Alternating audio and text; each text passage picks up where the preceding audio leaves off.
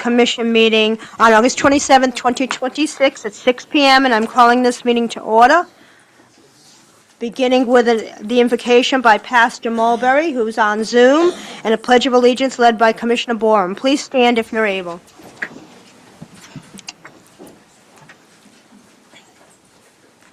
Good evening, everyone. Father, again, thank you for another day. We thank you, God, for your goodness towards us. We thank you for your loving kindness and tender mercy. We pray, God, that you will look on us tonight as we come together to share the business and to conduct the business of the city. We pray, God, that your will be done, your kingdom come, and purpose be manifested. God, in hard decision making sometimes, Lord, we struggle and we baffle our minds and thoughts with. We pray that you would give us wisdom. Give us what to do, God. Give us how to do what needs to be done, even now. We depend on you. We look to you and remind us of our civility, God, that we owe to this city. It is in Jesus' name we pray. Amen. Amen. Please join me in the pledge. Pledge allegiance to the flag of the United States of America and to the republic for which it stands, one nation, under God, indivisible, with liberty and justice for all. Roll call, please, Madam Clerk. Commissioner Davis? Present. Commissioner Campbell? Present. Commissioner Borum? Present. Commissioner Jones? Mayor Carrera? Present. Thank you. We have quorum. On to approval of a minutes, July 23rd, 2026, regular commission meeting, and August 5th, 2026, special call meeting. Motion to approve minutes as printed. Second.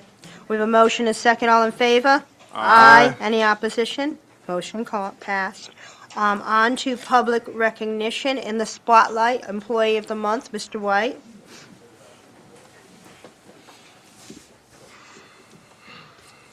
Madam Mayor and Commissioners, it is my great pleasure to recognize the City of Palatka's Employee of the Month, Mr. Eddie Cutright.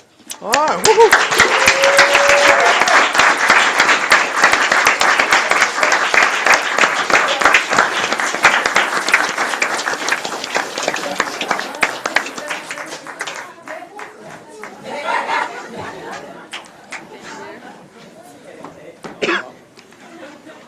Wow. Good evening, Commissioners, Madam Mayor, City Manager. Not very good with speeches, so I typed up a little something. Mike? Is the mic on? Jeff. Hello? Okay. Okay. Jessica Cruz, City of Palatka, assistant to Mr. Cutright. So we kind of snuck this behind his back. So, I'm Jessica Cruz, assistant to Mr. Cutright. This is Reno, our recreation coordinator. If you know Mr. Cutright, you know he lives by the 5 W's, who, what, when, where, and why. So it seemed fitting that we use the 5 W's to explain why we chose him for Employee of the Month. Who? Eddie is a dependable and dedicated leader to our team.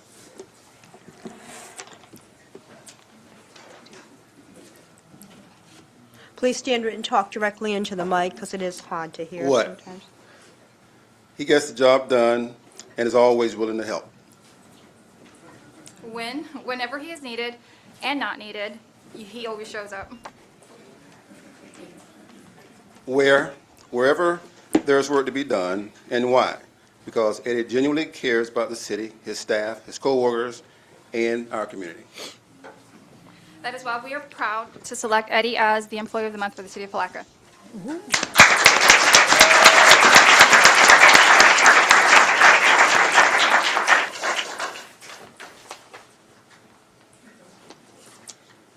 Oh, my goodness.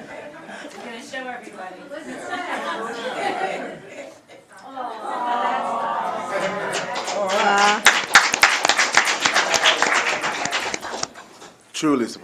Truly surprised on this one. Honestly, I came here stressed out with other things on the agenda, but this has actually lightened the load on that. As they say, I love Palatka. I'm not from here, but the time I've been here, I have learned to realize this is a very special place, and it's a beautiful place that we're trying to make even more beautiful. I'm a team, staff-oriented person. You know, I lead by example. I try, but I'm a family-first leader, so I make sure my staff take care of their family, then take care of the work. But I do live by the 5 W's. At the end of the day, that was 30 years of military service, armed force service that drilled that into me, with another 25 years of Eddie B. Cutright Sr. drilled that into me. So I accept this. It's totally a surprise. I don't even have no speech for it, but thank you, Community Affairs team. Thank you, Reno and Jessica, Courtney, and everybody else in my department, Farion. I don't even know what to say. Thank y'all. Thank you.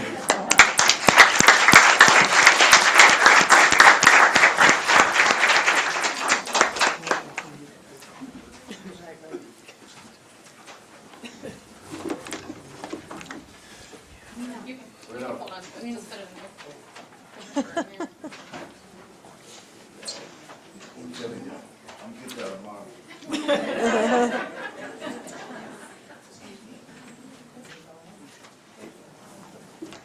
Can I get everybody here by themselves?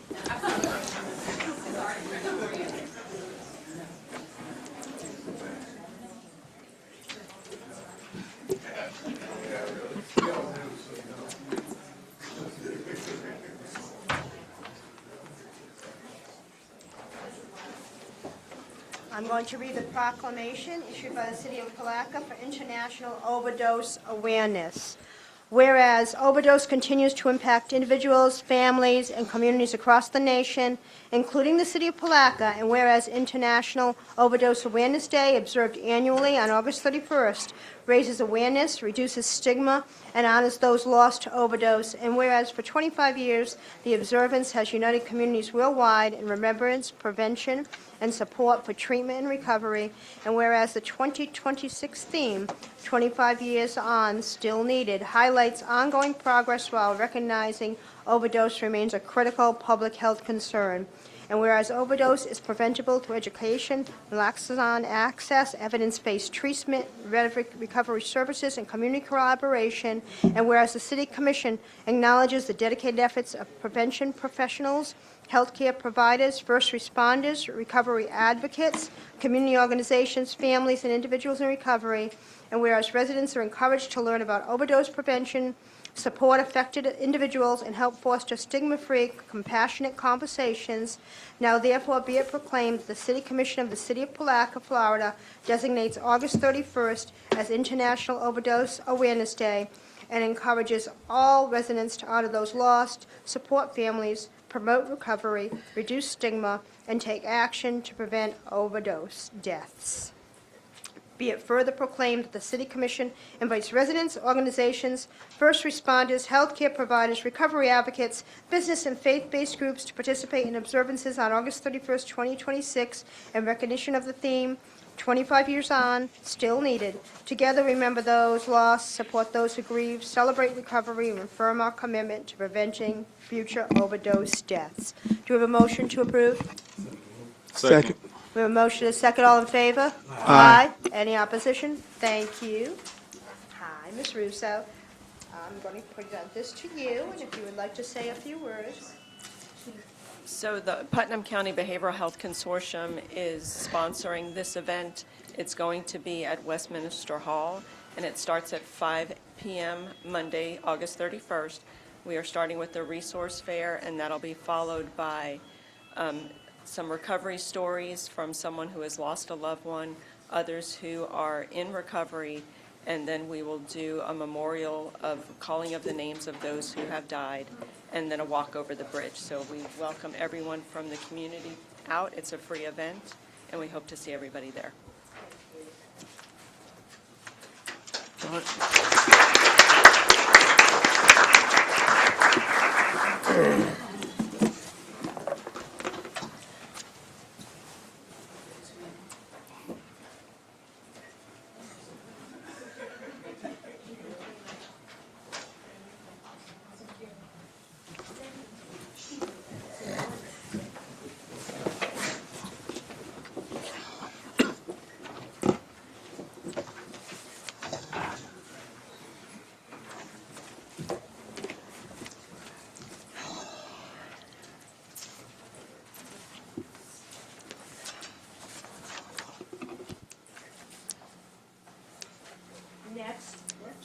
Next, I want to welcome Kimberly Morgan, Putnam County Chamber of Commerce, request by Commissioner Davis to talk about the Tourist Development Council. Welcome, Ms. Morgan. Thank you, Mayor, and thank you, Commissioners, for having us, and city staff. Thank you so much for all that you do. We work closely together, bringing visitors and welcoming visitors to Palatka and Putnam County every day. So I just wanted to give you all a quarterly highlight of some things that that have happened in the world of tourism, and we'll go ahead and y'all. This is a. I'm probably going to read you a few others. I think I sent the wrong. Maybe we sent the wrong one. July 4th, we had 3 pages worth of July 4th events that were happening in Putnam County. We know how to celebrate our America's birthday, and that is something to be really proud of. So we continue to have a great special events team. Your team plays a pivotal role in that, and there's tons of great events happening year round.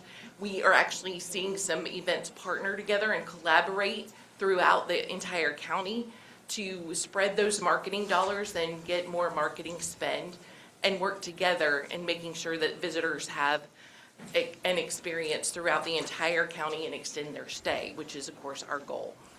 The tourism team in the chamber has really worked with the county commission to build a new philosophy and a new strategy of tourism. We've contracted with Madden Media, which is the ad agency, and everything that we do falls under state statute 125.0104. These tourism dollars really come from the bed tax that overnight accommodations have, or they charge the visitor. And that funding goes to promote our destination as a place for visitors to come. So we are leveraging those dollars with hiring an ad agency to buy more media so that more people know about us. With that, we've also contracted them to build a new Putnam County website. So that is under construction. We hope to launch that in January. Also, we've got some new itineraries. If you all have your Visit Putnam app on your phone, there's a downtown Palatka tour that features all the businesses of downtown, and then there's a Dock and Dine tour, and those are those are great tools for those fishing tournaments that come in, and visitors that come 365 days a year, which is ultimately our goal.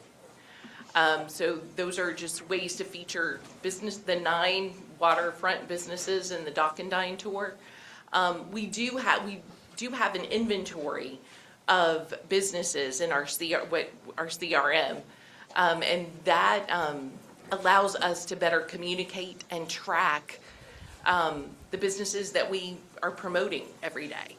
So we're keeping up with that, and of course fishing tournaments, motor coach tour operators we're talking to about bringing motor coach groups. We're getting ready to start snowbird season, and so we're hoping to see many more motor coach tours come in to spend their money here in our community. Crescent City was recently featured in Travel and Leisure. That's free publicity, and so that always helps. But that was in a national publication that featured us in social media. One of the things that I do want to point out is our visitor data. We are investing in data to really understand who the visitor is to Putnam County. And one of the things that we've noticed is that we're paying attention not only where they come from, but more importantly, how much they spend. And what we found is that even though our friends, our neighbors to the north in Jacksonville, they come here, they're in our top 2 markets, they actually fall to number 3 in their spend. So we're going to invest more marketing in Orlando and Tampa because those visitors spend more and they're coming here. And so we have some data that shows you that. And then from the marketing projects, see there's some vacation rental data too. We're tracking that. Vacation rental data is probably one of the hardest to track, but we are tracking the occupancy, the rate, and really just trying to find out when that sweet spot is, when our marketing should hit the consumer so that they book and spend, of course, spend their money here. That's the goal. My time is up. So, thank you all. We've got a ton of great initiatives, and I'm happy to talk to you more about all of those later, one-on-one, however you'd like to learn more. Just a question. What events do we have coming up? Are there a couple of major things that we have? There's several major things. October starts a ton of events. I'm thinking like right now there's still I'm sorry, my brain just left. We September, those are from the previous, but upcoming events. Hold on, let me get this. In October, there is really when event season kicks off, and we've got Harvest Fest, we've got I mean, there's but there's also an art component that they're adding to it. So it's a kind of like a new, a reinvented event, partnered with the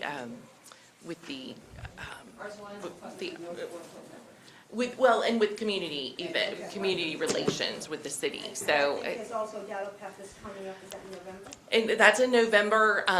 There's a wine There's stroll in October as well. Yeah, there's in Crescent City, in Crescent City, yeah, on the app. In Crescent City, there's a bike fest, there's no shortage of events. There's something happening every weekend. Whether it's, there's a wine stroll coming up in October, there's a lot of different things. So there's, like I said, it's something for a lot of different people that have different interests. There's the occupation of Palatka is the last weekend of September. So there's a lot of great ways to celebrate not only the community, but the stories that are here. Thank you. Thank you. Thank you.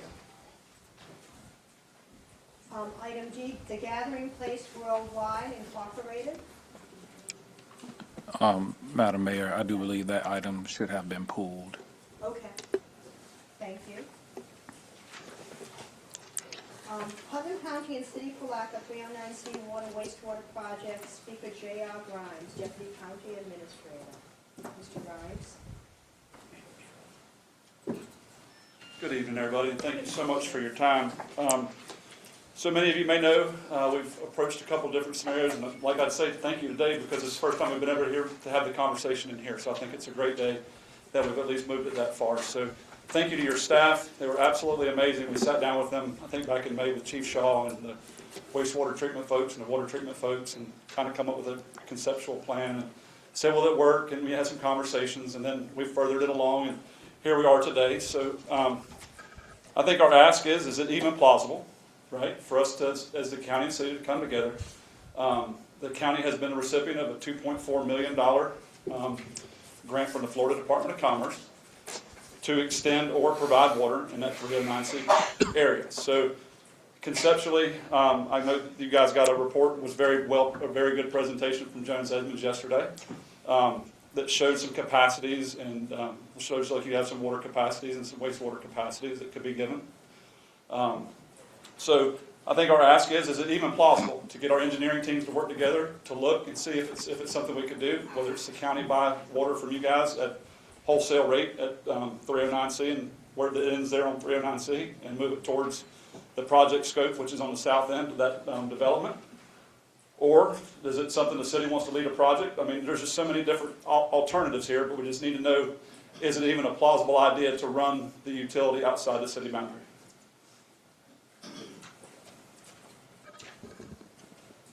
And I think we are also waiting to hear from the next item on the agenda. We are waiting to hear from Jones Edmonds to get more information as well. Okay, so that's just a conceptual idea of whether we buy it like currently at a master meter type scenario like we have it currently with the MOU at the Port Authority. It's also the same way it is at the Sheriff's Office, where we buy water by the 1,000-gallon rate and or pay a usage fee for having a large meter there. That's how we currently do it today at the port. Is that even a plausible idea? So, I mean, I guess maybe we should hear from Joan Edmonds first, and I'll stick around to see if something's Okay. plausible at the backside. Thank you, Mr. Grimes, and we'll do that right now so we can hear from that. I did have a couple of folks that submitted a public comment on this agenda item. Benji Bates.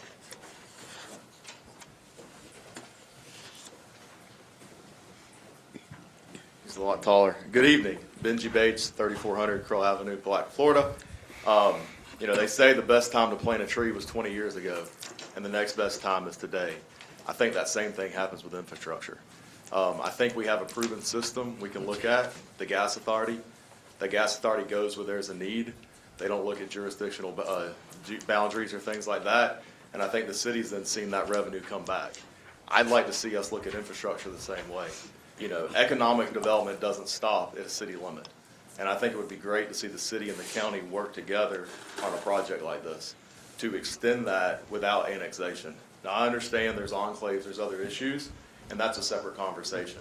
But I think this is about the expansion of those services to help support future jobs, future investment.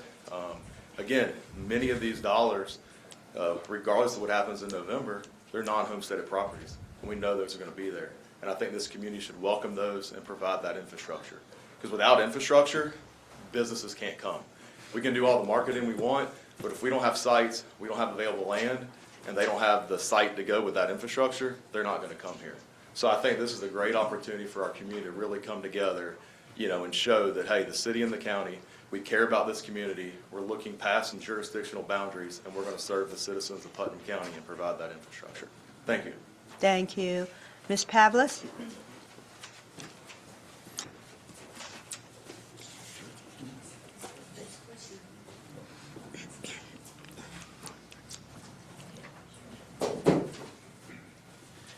Good evening. Laura Pavlis, Putnam Chamber. Do we do all that? 1100 Reed Street, Palatka. The Putnam County Chamber of Commerce Board of Directors held our meeting on August 19th, and we took a motion of support for the infrastructure improvements and for this project. And so I have a formal letter. I won't bore you with reading it, but just wanted to be here tonight to, again, express our extreme support of the project and the infrastructure expansion and the opportunities and the job corridors that we know that whatever solution is found and resolved to support all this, we know that that infrastructure solution is going to provide for expansion of that corridor in that area. So I'll distribute these, and that's what we wanted to express, is just that we really, really support this project. We support what it does for the community. And then we also support that the infrastructure expansion is going to do a great deal to support the expansion of other economic development efforts in the area. Past that, you know, the solution is up to the stakeholders to come to, but we support whatever is found to be a good solution. So. Thank you.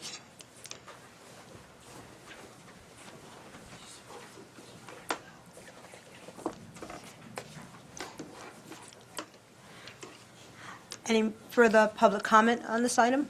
Come up, Ms. Kitchens, please.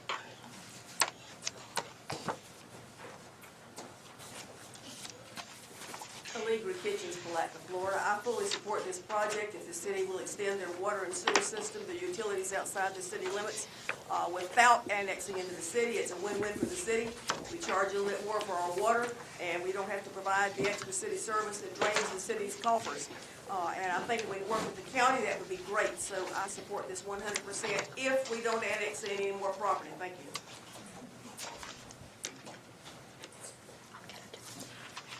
Thank you. Is there anybody else here for public comment? Seeing none, we'll close public comment on this item.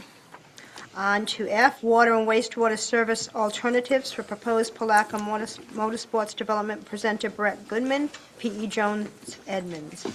Madam Mayor, if I might, before Ms. Please, Goodman Ms. speaks. Curry. So upon coming into the city on June 17th, Maybe on that same day or a day after, I was visited by Ms. Leota Wilkinson, the chair of the Putnam County Commission, as well as County Administrator Suggs, and they were both interested in an appearance before this board to speak about this potential partnership.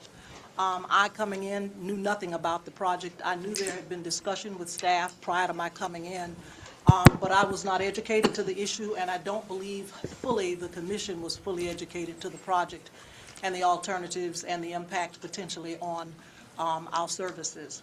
And so with that, I engaged Jones Edmonds with Brett Goodman, who I've worked with before, quite frankly, to come in and supplement our staff resources to dig into this project with some analysis about what it means to the city in general, and specifically as it relates to impact on flow, cost, et cetera. And so Mr. Goodman is here to make that presentation to you this evening. Thank you. Welcome, Mr. Goodman. Appreciate it, Madam Mayor, City Commissioners. Again, my name is Brett Goodman. I'm with Jones Edmonds. I'm an engineer with our group. I'm in our Alachua office, and City Manager did a great job of introducing our role. What we were challenged with was with the motorsports development is to be able to do at least a screening level analysis in a pretty quick period of time for this meeting to, one, identify what we think the infrastructure needs are to serve the development, and then what are the options that would potentially undertake the City Commission to serve that development. So with that, we'll kind of give a brief overview of the project. I will say this, there are representatives from the developer here, so hopefully I do a decent job of representing the concept that they're moving forward with. But to briefly describe it, it's a motorsports complex in the northwest part of, or outside, it's in the unincorporated area, but just northwest of city boundaries. It's a pretty significant investment over the next first phase, over the next 5 years. The idea is having a road course, having garage units, clubhouse, fuel, food service, and then in the future to build that out and potentially contemplate other types of activities and events at that establishment. So one of the things with the PUD that was approved by the county, one of the conditions of that is that development needs to be served by either centralized water wastewater services that would come from the city, or through some alternative that is approved by the Florida Department of Environmental Protection. And so what we're trying to look at is how would you serve that development from city utilities. And so next slide. Give a little bit of perspective on more context of where this is. Again, it's about 440 acres on the outside of the city. It's bounded by that County Road 309C and Reed Street. There are other industrial developments around there, and it kind of straddles the airport property.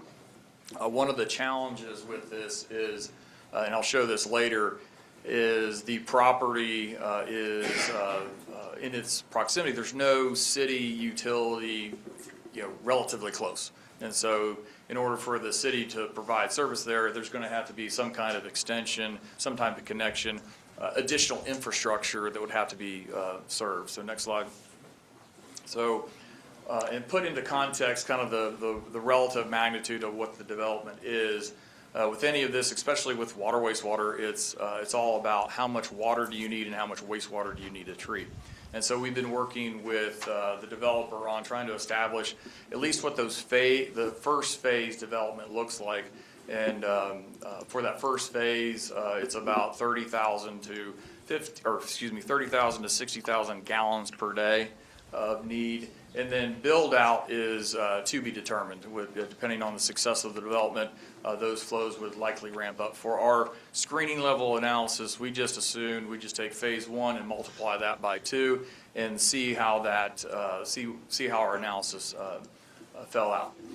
In another thing that I think is important from the context of the development is there is going to be additional growth within the city. If you use the University of Florida's population projections and then extrapolate that to flow, the future growth for the 10-year projection is about 30,000 to 50,000 gallons per day. And then for the 20-year projection, that's about 50,000 to 70,000. So the build out or the phase one and the future city growth are on relatively same scale. So that's the order of magnitude that the development has and its potential impact on the system. So next slide. So in terms of when we look at water wastewater services, typically you start with what are your goals and what are you trying to accomplish? And for most municipalities, it's how do we provide affordable services that protect public health and adhere to regulatory requirements? Most developers aren't good at the business of wastewater treatment or water, and so that's what they typically want a city utility to take on that responsibility. The other part of our typical goals for service is we need everybody to pay their fair share. So if there's impact that's beyond what the city currently is experiencing, then those costs will be borne by the person that, or the party that impacts the system. And then ultimately, for long-term success, what we want to do is have infrastructure that is viable to maintain, doesn't create headaches for staff over the long term, and is easy to renew. So those are the overarching goals for looking at water wastewater services. So, so when we start getting into the weeds of screening out what are the constraints and what is the infrastructure needed to serve those that development specifically, you kind of go through a checklist, right? So it starts with, do you have the capacity at your plant? So you have enough wells or water to be able to treat and send to that development. So that's plant capacity. And then from there, you've got to get that water to the development on the water side. And do you have enough pumps and pipes to get it there? And then there's oftentimes specific things that are related to development that you want to make sure that in this case, if you have a long extension from an operation maintenance standpoint, you want to be careful with having long, big pipelines that ultimately stagnate. You have water quality problems. And then for this development specifically, every development has a little bit of a signature on its demand. So this is going to be, could be an event-based facility. So the flow needs during the day for an event are going to have a different demand pattern than, say, a homeowner. So we need to consider that. And the same thing happens on the wastewater side. So, right, is once you get the water there, then you need to bring it back and treat it. So do you have the plant capacity to be able to treat that? And then ultimately, do you have the collection system capacity to transmit the flow from that development over? Other things that are important to consider as part of the serving this development is it is a commercial operation, so there's typically going to be industrial pre-treatment requirements that are associated with that. So what I mean by that is if you've got automotive activities there, you're going to have some kind of oil water separator or some kind of institutional control that keeps motor oil from getting into the collection system, or gasoline or other types of products. So those are typically borne by the developer in those facilities, but those are important considerations as we think about serving this development. And then again, just like the water system, event-based flows. When do you need the wastewater, and does the system have the capacity? So next slide. So for the kind of working through the checklist of capacity and infrastructure needs, when we look at plant capacity, from a permit perspective, there's available capacity. At the time we put this presentation together, we felt like that this wasn't an issue. I think working with the city staff and kind of exploring some of those event-based peak flows, I would revise what I put on here is the plant capacity is likely not an issue. I think there may be some challenges with high service pumping capacity, not get too far in the weeds, but from a permitted capacity, I don't think this is the big issue, and what we'll ultimately be concentrating on is the wastewater system. So next slide. So on the water distribution system and wastewater collection system, again, you have facilities, and the figure that the county put up shows that there is a point of connection. It's a little bit far away on the water side. We would recommend, actually, rather than having a long extension, we would serve that with a loop. So you would connect to the water system both on 309C as well as the main that runs down Reed Street. So, but we think you've got the available capacity. Those size are the lines that are those connection points are adequately sized. And if you have a loop, I think that's that's not the biggest worry with the service. On the wastewater side, connection is possible. It's a little far away, depending on which route we take. And I'm going to really explore that capacity issue with the meat of the presentation.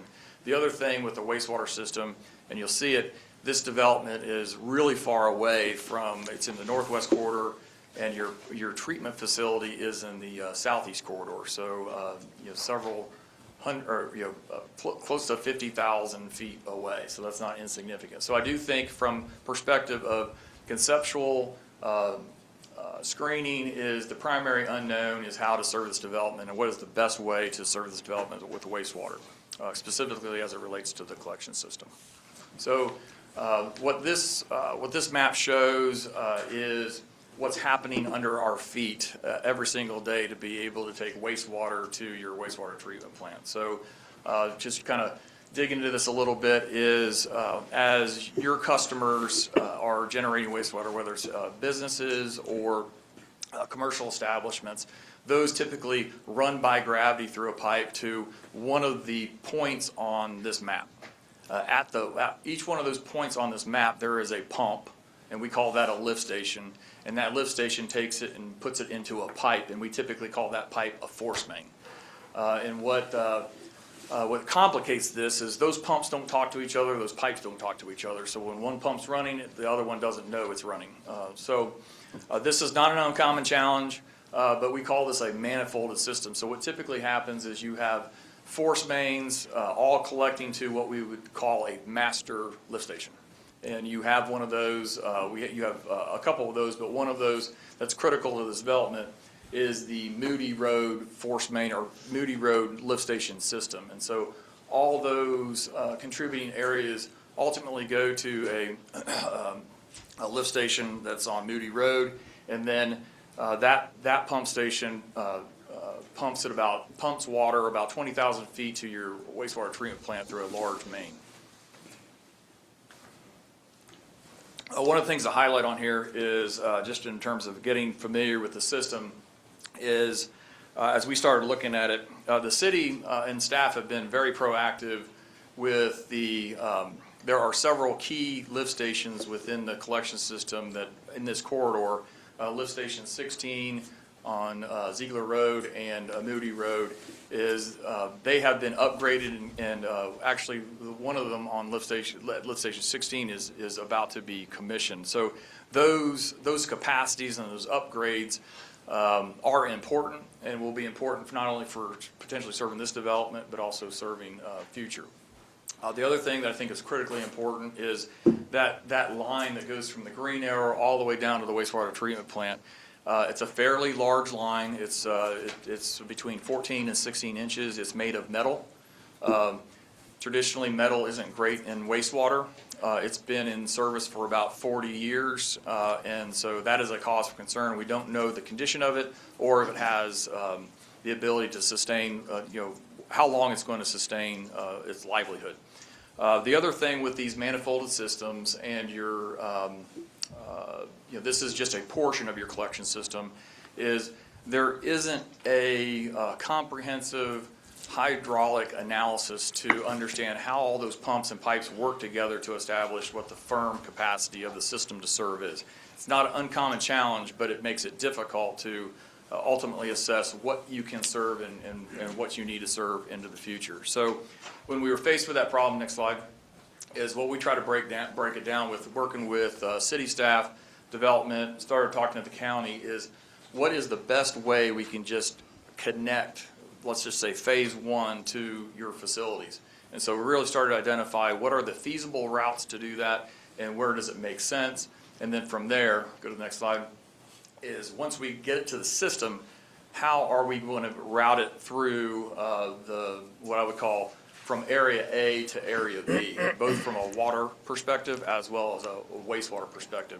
And in order to do that, what we did without doing a large comprehensive analysis to screen out all the alternatives, as we did some, I'd say, conceptual level modeling, but not thorough, detailed hydraulic modeling, just to give you some perspective on what it would take and what the infrastructure needs are for this development. So next page.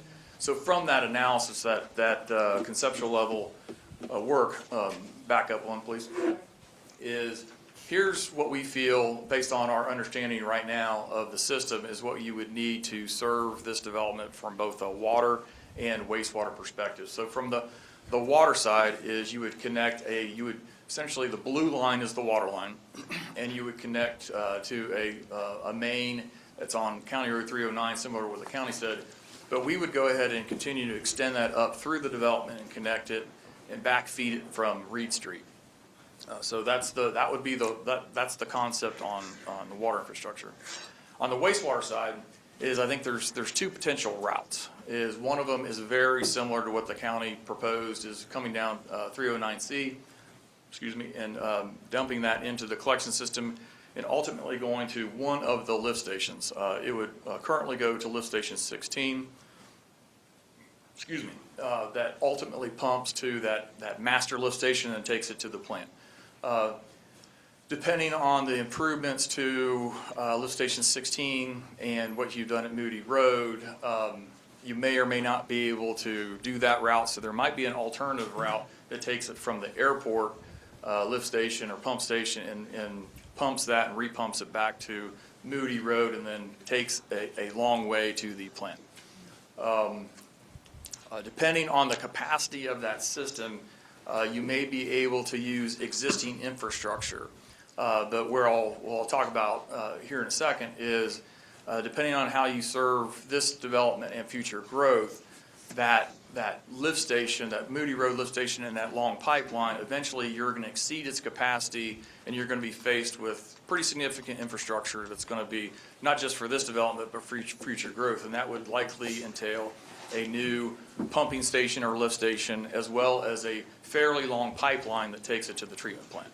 And so that's what I'll go through, kind of the options that are there to go through some scenarios that kind of bracket what you would do to serve phase one, and then ultimately what it would take to serve the city and the build-out growth. So to serve phase one, as I showed on the graph or the figure earlier, is you're going to have about a 10-inch, 8 to 10-inch looped force main through the development. It's about 15,000 feet.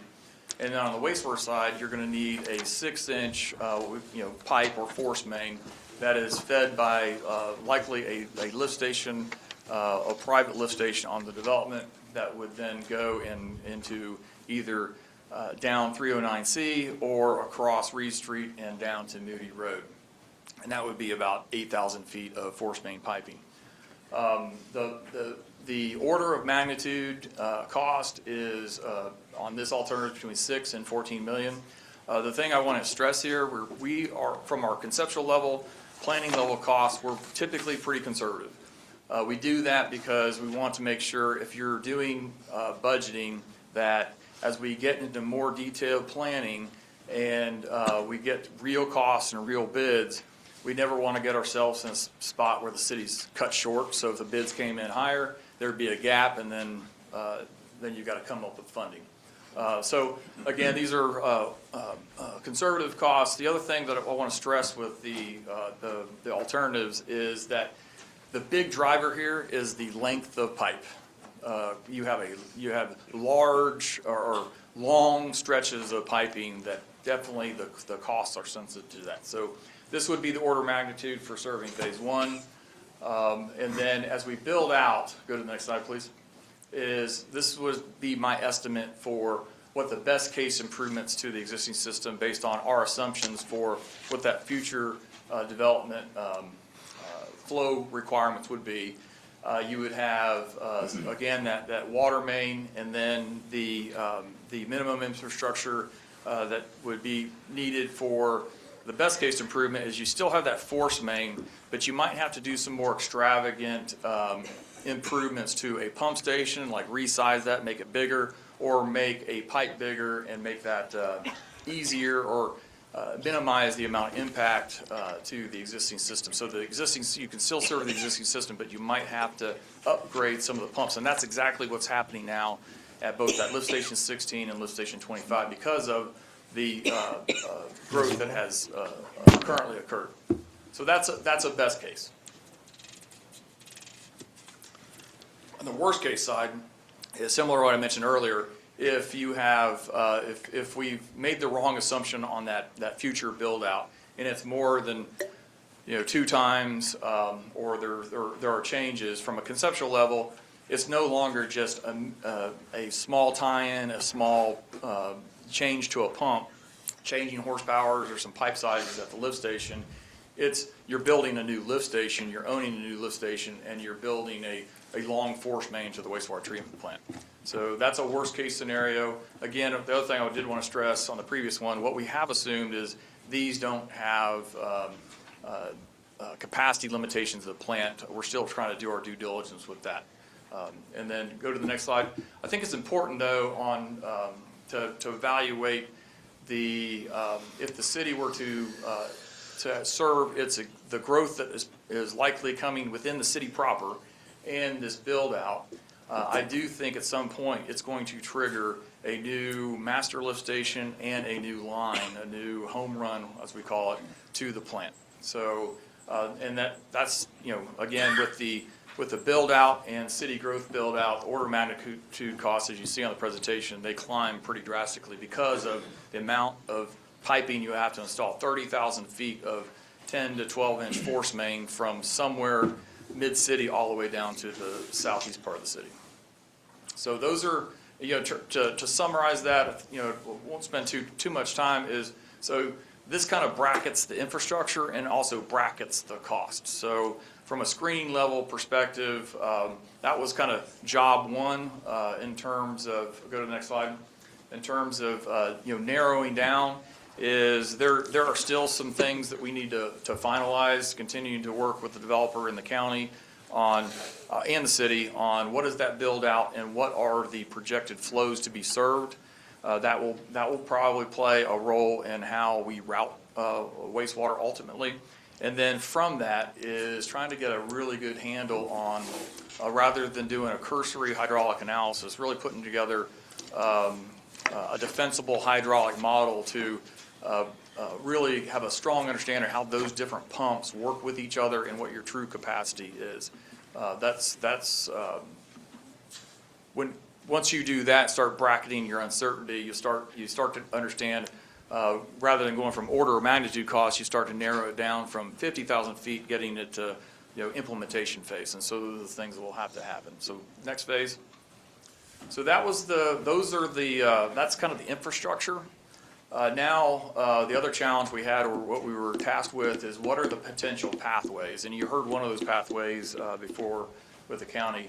The 4 that we see are, first one is don't connect to the utilities. The second one is connect to only serve the build-out capacity of the development. The next option is connect, but with the foresight and proactiveness of oversizing the capacity, so you don't just serve that development, but you anticipate future development and future revenue sources along that same corridor. So, and then the fourth one is providing wholesale bulk services to the county.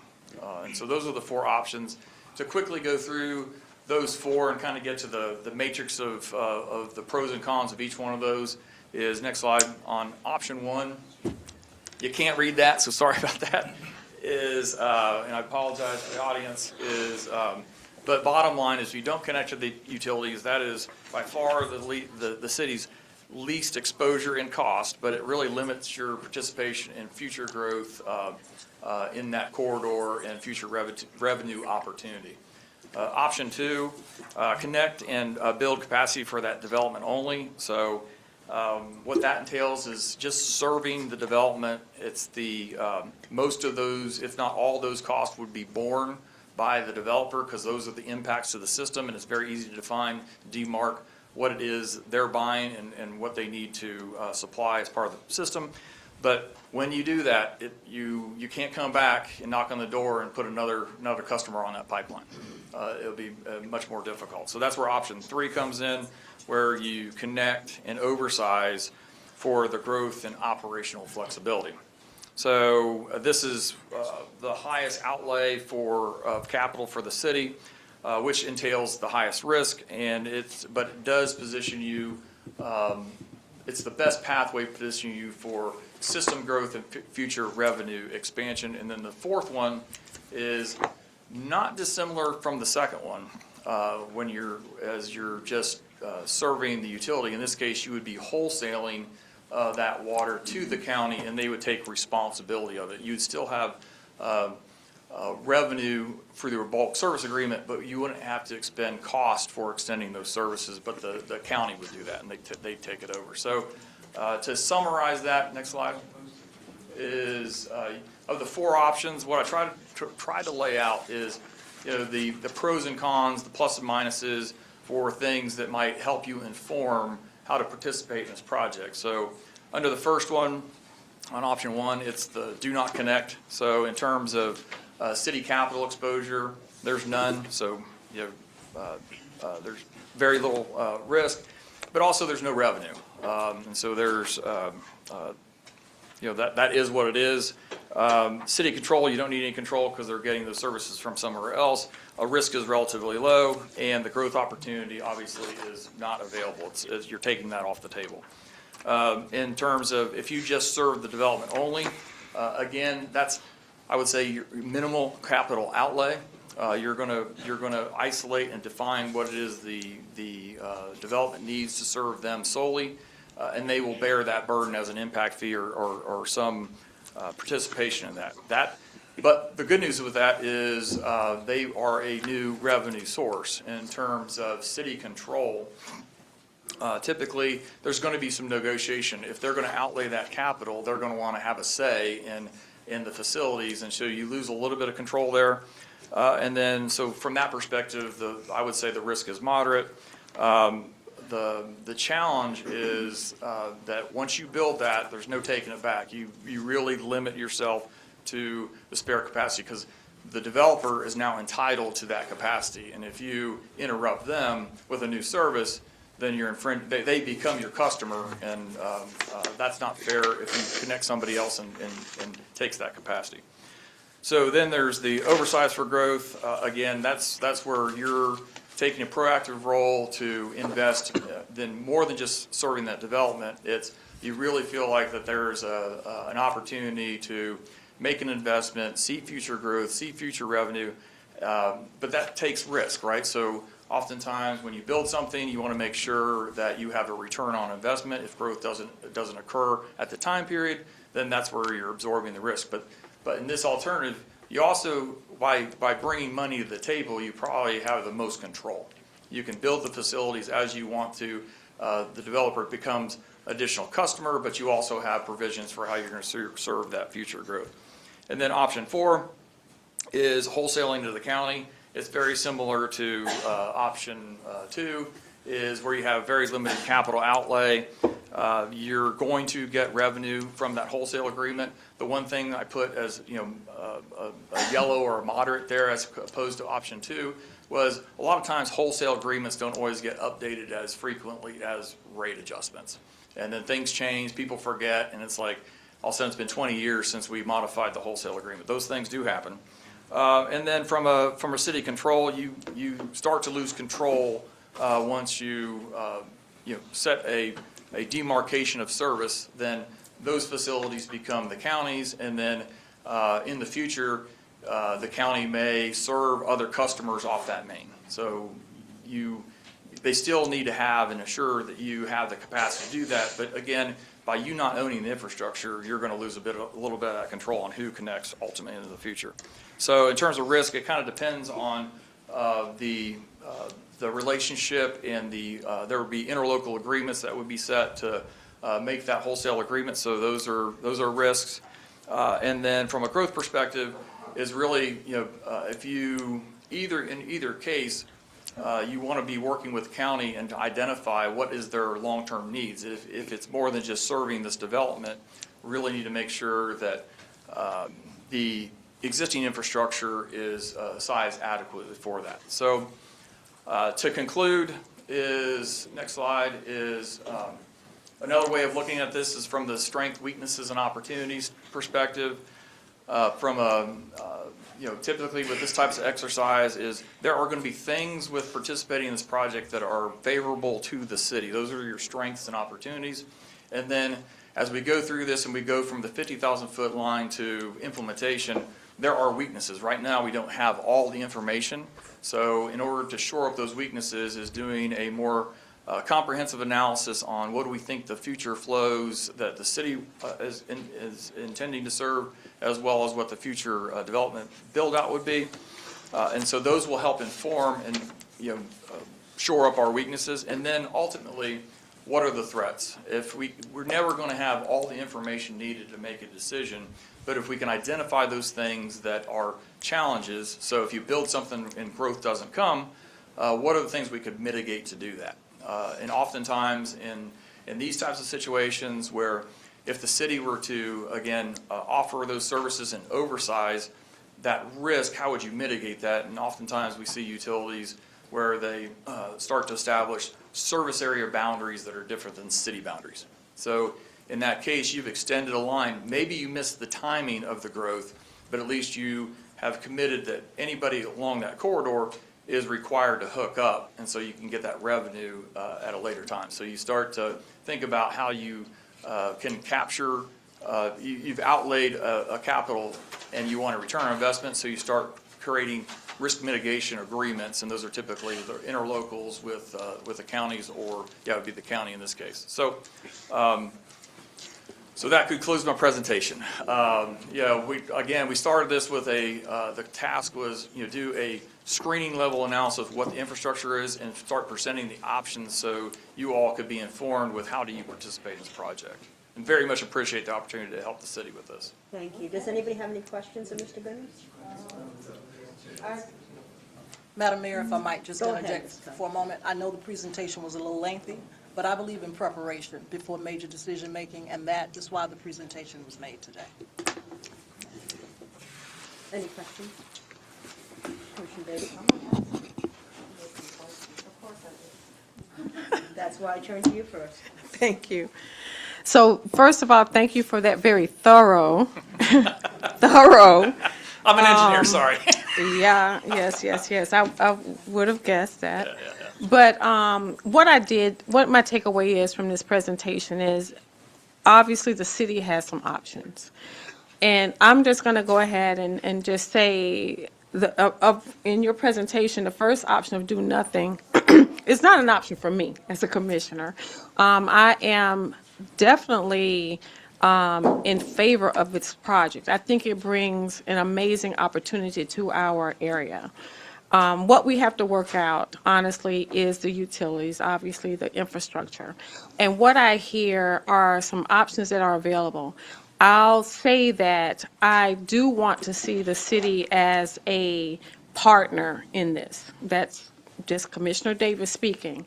I see us as a partner. Now the question really is, what does that partnership look like and what's best for the city, the county, and the developer? And to that extent, I don't know that we have the answer tonight. I do believe it will involve an interlocal agreement between the city and the county. And so I'm supportive of us moving forward to workshops or whatever that looks like with the city and the county to iron out what that interlocal agreement looks like and what's our best path forward. However, making sure the right players are involved in that, because we need to understand from the city capacity what our strategic plan is for growth, how this fits in or doesn't or extends it, what that looks like. But I think we have the opportunity to come together to have a win-win solution for everyone. We know some of the benefits which are a no-brainer for a project like this coming to fruition for our city and the surrounding areas. We know that there's more people and hopefully spending money and spending the night and doing all these things. But I also want to look for an economic impact positively for our city of Palatka as well, in terms of employment and, things, tangible benefits that our community can benefit from. Again, that fits into our strategic plan overall and is a win for the city, the county, and the developer. So that's my feedback. Thank you for this. I'd definitely like to hear more about where we are with our infrastructure plans and from our water team and wastewater and all of that. I hear some benefits.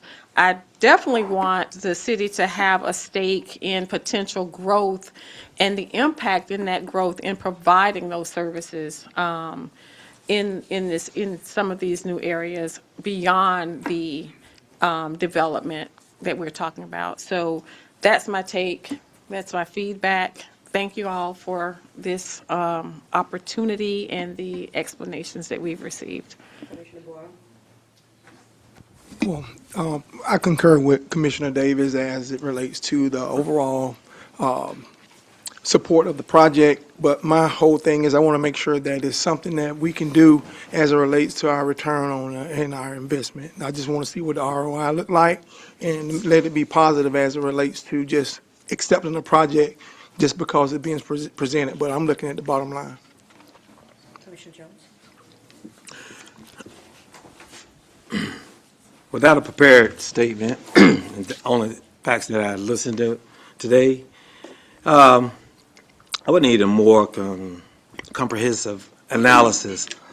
We did that SWOT analysis, which is fine, but I think in order to make this a reality here in Putnam County and an extension to the city of Palatka, it have to be more of a comprehensive analysis to tell us, again, what our responsibility is going to be like. Because when you start seeing numbers like 18 to 16 million on our end that we're going to be responsible for, that's a big number, and I think that we need to carefully look at that as we're making these decisions. Secondly, when we start talking about enclaves, there's an area that we talked about up here from this dais, and it's the Baileyville area. You're going to keep hearing me say that they don't have city water and sewer, excuse me. And we're going to skip that area and provide water out to 309C without, there have been many conversations about, let's do an analysis, see what it takes to provide water in that area, sewer in that area. There's something coming up tonight with some annexation issues or asks, and there are going to be other areas of concern as far as providing capacity water and sewer, like the projects that we have on St. John's Avenue now with the housing developments. So we can't forget about those developments that we already have, and we're going to have to provide water and sewer in those areas to jump on a project that, yes, the county, they're coming with this project, and it sounds very good. But what I haven't seen is, where have they done this water sports park, motorsport, excuse me, I'm thinking about it like that, the motorsport park, so that we could probably go and look at the feasibility for our area where we could actually compare, have some comparisons of how it was done there. When I think about preparing for the future, I remember in 2006, between 2006 and 2008, we did West Lawrence Business Industrial Park, projecting that that's going to be a booming industrial area. It hadn't happened. So we have some infrastructure out there, but we haven't brought a lot of jobs in. And this is, it sounds good, but to me, I'm speaking on a personal level with facts, that I haven't seen these, sometimes these concepts come to reality for us in our county, especially in our city. As Commissioner Bourne said, we need to see some economic impacts for our city. And that is going a little bit outside the city limits before we take care of our constituents within. And so, not shooting it down, however, I would like to see more before we make that decision. And that's going to include more conversations that we need to have to talk about our constituents and our neighbors that we need to provide services for. So that's my take. Thank you, Commissioner Campbell. I think in agreement, and not to belabor the point, that throughout the presentation, there was a outsounding that there needs to be additional conversation. So I believe that this is an opportunity to start that conversation, and I'm happy that we have Chairwoman here from the commission, Commissioner Wilkinson, and we have the county administrator as well as other staff. And this is the beginning of what could be great for our community. But again, I would like to have additional conversations, as Commissioner Jones has stated, to see what we can do to move this opportunity forward. I'm going to request if somebody from the county can come up, because there's timelines, I think, that you folks have and the motorsports complex has. And I just would like to have a better idea of that, even though we have to have continued conversations, what we're looking at realistically here. Thank you. So I think we're okay with the timeline. Okay. We have a one-year term in I think the original, but we could probably get an extension. But the problem is if we wait 18 months to continue a conversation, we've waited too late. And a lot of times we tend to drag around and then not get there to the table to speak about these things. So Commissioner Borum's point, there is no investment, right? I mean, there's a lot of numbers there that are real expensive. But as of today, the ask from the county was to run a water line from 309C to the master meter to the development, which was fully paid for by Florida Department of Commerce. So there really isn't an investment today, a return on the investment. We're looking to be a customer and pay you a monthly charge for water. That's the ask. So. Thank you. Anybody have any questions of Mr. Grimes? And you just go ahead, Ms. Curry. No, Go ahead. Madam Mayor, members of the commission, we drug around for 60 days because I've been here for 60 days and I needed to get educated and I needed to educate you, and that's what happened tonight. I am happy to facilitate conversations going forward with the county. I'm ready to do that. I'm armed with information. I'm hoping that Mr. Goodman will stick with us along with Brian and Sean so that we can advance these conversations, boil it down to what is necessary for you to act upon, and be able to do that without dragging it out any further than it needs to be drug out. And I think that would be, I guess, I would assume the direction of the commission would be for Ms. Curry to move forward in discussing the particulars with the county. Mr. Lagasse? Hi, Lagasse? Scott Lagasse. We're with the project, and I'll offer any input that you need from us, any information you need to see. You're welcome to come on site at any point. What you'll see to date right now is a beautiful piece of property with a track carved in it, so we are moving forward. And we would love to do it in partnership with the county and the city, but to your point, we are up against a time frame. It is a competitive business that we're in, and the project will happen no matter what. We've got, unfortunately, we have backup plans we have to for our investors. What happens now is the longer we go, the lesser the project becomes. So the county has been phenomenal in their offer of how they're doing this. They facilitated a grant with the state, so there's not expense out of pocket. So if anyone needs anything from me or our group, we have Matthews DCCM here, as well as Sid Onsbacher, two very prominent in their field. Anything you guys need, we're open book. Thank you. I think we all want this to be successful. We definitely need to grow our partnerships with the county. That's not been something that's been the strong suit of this community, and that certainly needs to happen, but we need to make sure we protect the city as well. Completely understand. And future growth of the city. So, thank you. Thank you. Thank you, Commissioners. Are we all set? Thank you.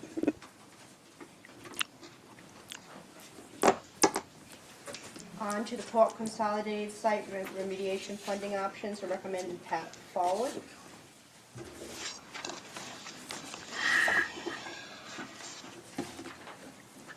Mr. Adamo. Mr. Newman would be here. I have a very small presentation. It's only 3 or 4 slides. I'm not an engineer, so I'm not going to keep you long.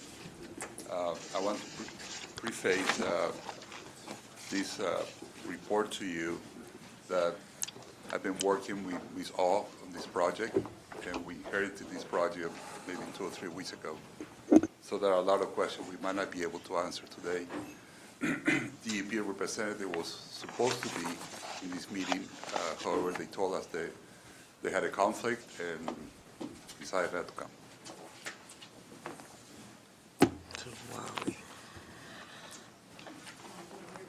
Let me provide you a little bit of background. Can you speak up, Mr. Gumbo? it is on. Let me provide a little bit of background information on this remedial plan. The discharge date for this project is December 30, 1988. At that time, a limited scope assessment report was prepared and indicated that contaminated soil was present in the north and east sides of the property. It was a former gas station, and the facility had 7 underground fuel storage tanks. Tanks 1 and 5 through 5 were removed in between April and May of 2009. And the remaining tanks, the 2 tanks that were left, were removed on May 2023. The city of Palatka got control over this property, as you know, through a land swap that occurred on October 17, 2024.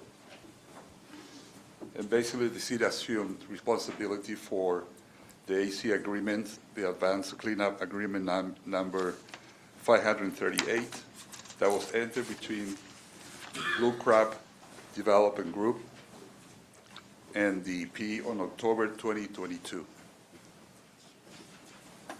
Next one.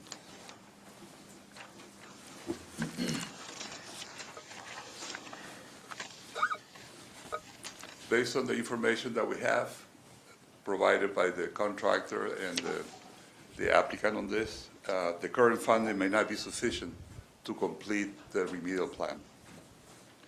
The advanced cleanup agreement established DEP funding ceiling of $211,065. Part of that agreement funding was already used in doing the initial remedial and assessment. So the estimated cost of the next remediation phase exceeds the funding currently remaining under the agreement. So the contamination has not been yet fully defined for the north side of the property. And because the assessment remains incomplete, the total cost required to reach regulatory closure is still uncertain. The parties involved, the consultants, the applicant, the contractor, they submitted 3 funding paths available for the city to proceed with the remediation plan. Option 1 would be to continue with the current agreement, and in that agreement, the funding will cap in allowance of $35,000, and then we can seek for a higher ceiling. The current contractor will remain, and the construction will be delayed, and the added funding for the completion is uncertain. Option 2, and you reapply. That basically is stop, the agreement that we have and reapply again to DEP. And in that scenario, the current contractor will remain if accepted. Timing, acceptance, and future are uncertain too. Now, option 3 is to end the agreement, 538, and use the Petroleum Liability and Restoration Insurance Program available to the city and to the applicant. Proceed with it while eligible caps, deductibles, and co-payment are suspended. It has been suspended until June of 2027. So we have a window in which we can obtain more funds towards the completion of the project. Under this scenario, the current contractor, which is Monroe's consultant, will not stay under the contract. They will not continue.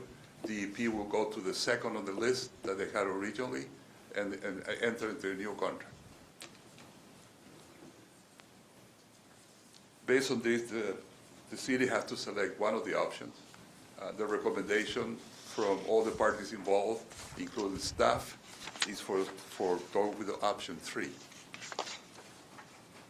They have financial advantage, cost of construction, active operation and maintenance work, may be funded through the Inland Protection Trust Fund.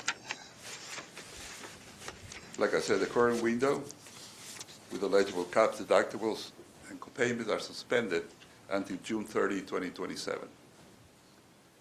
The trade-off, FPDP assigns a new contractor. Later monitoring or closure costs may remain if the suspension ends. So the requested direction is to end AC 530, proceed with the PL RIP, and return with documents at your next commission meeting with a resolution with this option. Questions? Commissioner Davis? Mr. Aragon? Yes. Who is managing this work? And that may be for the city manager, because, and where I'm going is, I hear pieces and parts. I'm not sure what we're even doing and where we started, how we got here, how long, what's the expectation, what is the end goal? What are we trying to accomplish here? If I might intervene, Yes, Madam Mayor. please. This project actually was managed by the former city attorney, Jane West. Staff was not involved, Mr. Akimo was not involved, the CRA director, and this sits in the CRA, as you know, she was not involved. I have re-engaged them as the lead project managers for this, working with Caitlin from our project management office. This work has been ongoing at Port Consolidated under an agreement. So there has been work done for cleanup. Obviously, we have an opportunity now to switch gears with a contractor because we have an opportunity to not have to match cost. So we can proceed with this option before us without having to put money in, but further the cleanup, which I'm not quite sure over what period of time that cleanup occurs. It's between 3 and 4 years. But there's still quite a bit of work to be done, and we need to take advantage of it. Thank you. This report was provided, Madam Mayor and Commissioners, to the CRA board a couple of days or so ago when we had that meeting, because it sits in the CRA board, but the decision for this contract has to be approved by this commission. Thank you. Commissioner Barr? I really don't have a whole lot of comments. My comment would be we wouldn't be in this position if they would listen to my recommendation during the time that the swap went. So again, I'm not fond of the whole project, but I do want to make sure that we choose the best option for the city. Commissioner Jones? I concur with Commissioner Bourne. I don't have anything to say. Commissioner Campbell? I'm in concordance with the recommendation of staff. Did you say you made a motion? I'm sorry. If that needs to be turned into a motion, Yes, I would please. gladly do so. Second. A We second. have a motion and a second. Is there anybody here for public comment on this item? Seeing none, we'll close public comment. Any further discussion? Roll call, please, Madam Clerk. Commissioner Davis? Yes. Commissioner Campbell? Yes. Commissioner Jones? Yes. Commissioner Warren? Yes. Mayor Carrera? Yes, thank you. So Madam Mayor, will bring a resolution? by Yes, next please. Thank you. City manager report, charter amendment referendum revised with formatted ballot questions. Yes, Madam Mayor, members of the commission, this item was placed on the agenda by me. I thought that it was important as we were approaching the time frame to conduct 4 community meetings around the 17 charter amendment items. As I was preparing for those community meetings, I reached out to the supervisor of elections to actually receive the questions that would be placed on the ballot for November 3rd, the 17 questions. As I was speaking to the supervisor of elections, he informed me that the ordinance had initially been sent over, or a roadmap had been sent over by the former city attorney with the approved ordinance language, but they were not in a yes/no question format. And with that, the items were sent back to the supervisor of the election in a yes/no question format, but that information had not been reviewed by the Charter Review Committee, or actually this commission, in terms of the actual ballot questions. And so I wanted to make sure that I provided that information to the commission for your information, quite frankly, and any further action needed, because the ballot questioning is an important element of anything, how those questions are formulated. And because they had not been run through the Charter Review Committee or the commission, I wanted to make sure before we went out into the community with those questions as formulated, that I was in good standing, and so I will. And I see Mr. Overture is here, but, so I'll let him come up, because I think those, again, we have deadlines that are approaching rapidly. Welcome, Mr. Overture. Thank you. Yes, we are very close to our deadline. As I talked to the city manager on the phone 2 days ago, told her, where we stood. First thing I'm going to say is I was real upfront with her and told her I don't think I've ever heard of a town doing 17 at one time. Maybe there has been, and I'm just not aware of it. But, there is a thing called voter fatigue. And the longer that ballot is, the more that people just could care less. And, you don't want that. You really, at least me, you want it to be where, you make progress and you move the town forward, the city forward, not just, staying where it is type deal. So that was the first thing that worried me about it. The second thing was, and we just finished it this afternoon, and so of putting the 17 questions on your 7 precincts for the city of Palatka. And by federal law, we also have to put those in Spanish. So what I'm getting at is we have moved the November election as far as the ballot choice is going to be 3 different cards, front and back. You're the only ones in the county that will have that. Everybody else will either have 1 card, or there's one other town that will have a second card, front and back. The reason I say that is because there is extra expense because of the fact that 7 of your precincts have to go with the 3rd card if you leave it the way it is.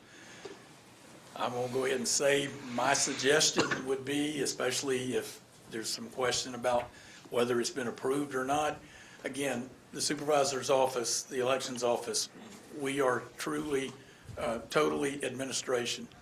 We do not get into the idea of whether it was legally done, whether it's confusing, that kind of thing. All we do is when you all send it to us, then we start working on putting it on the ballot. So I want to make sure I'm not taking sides.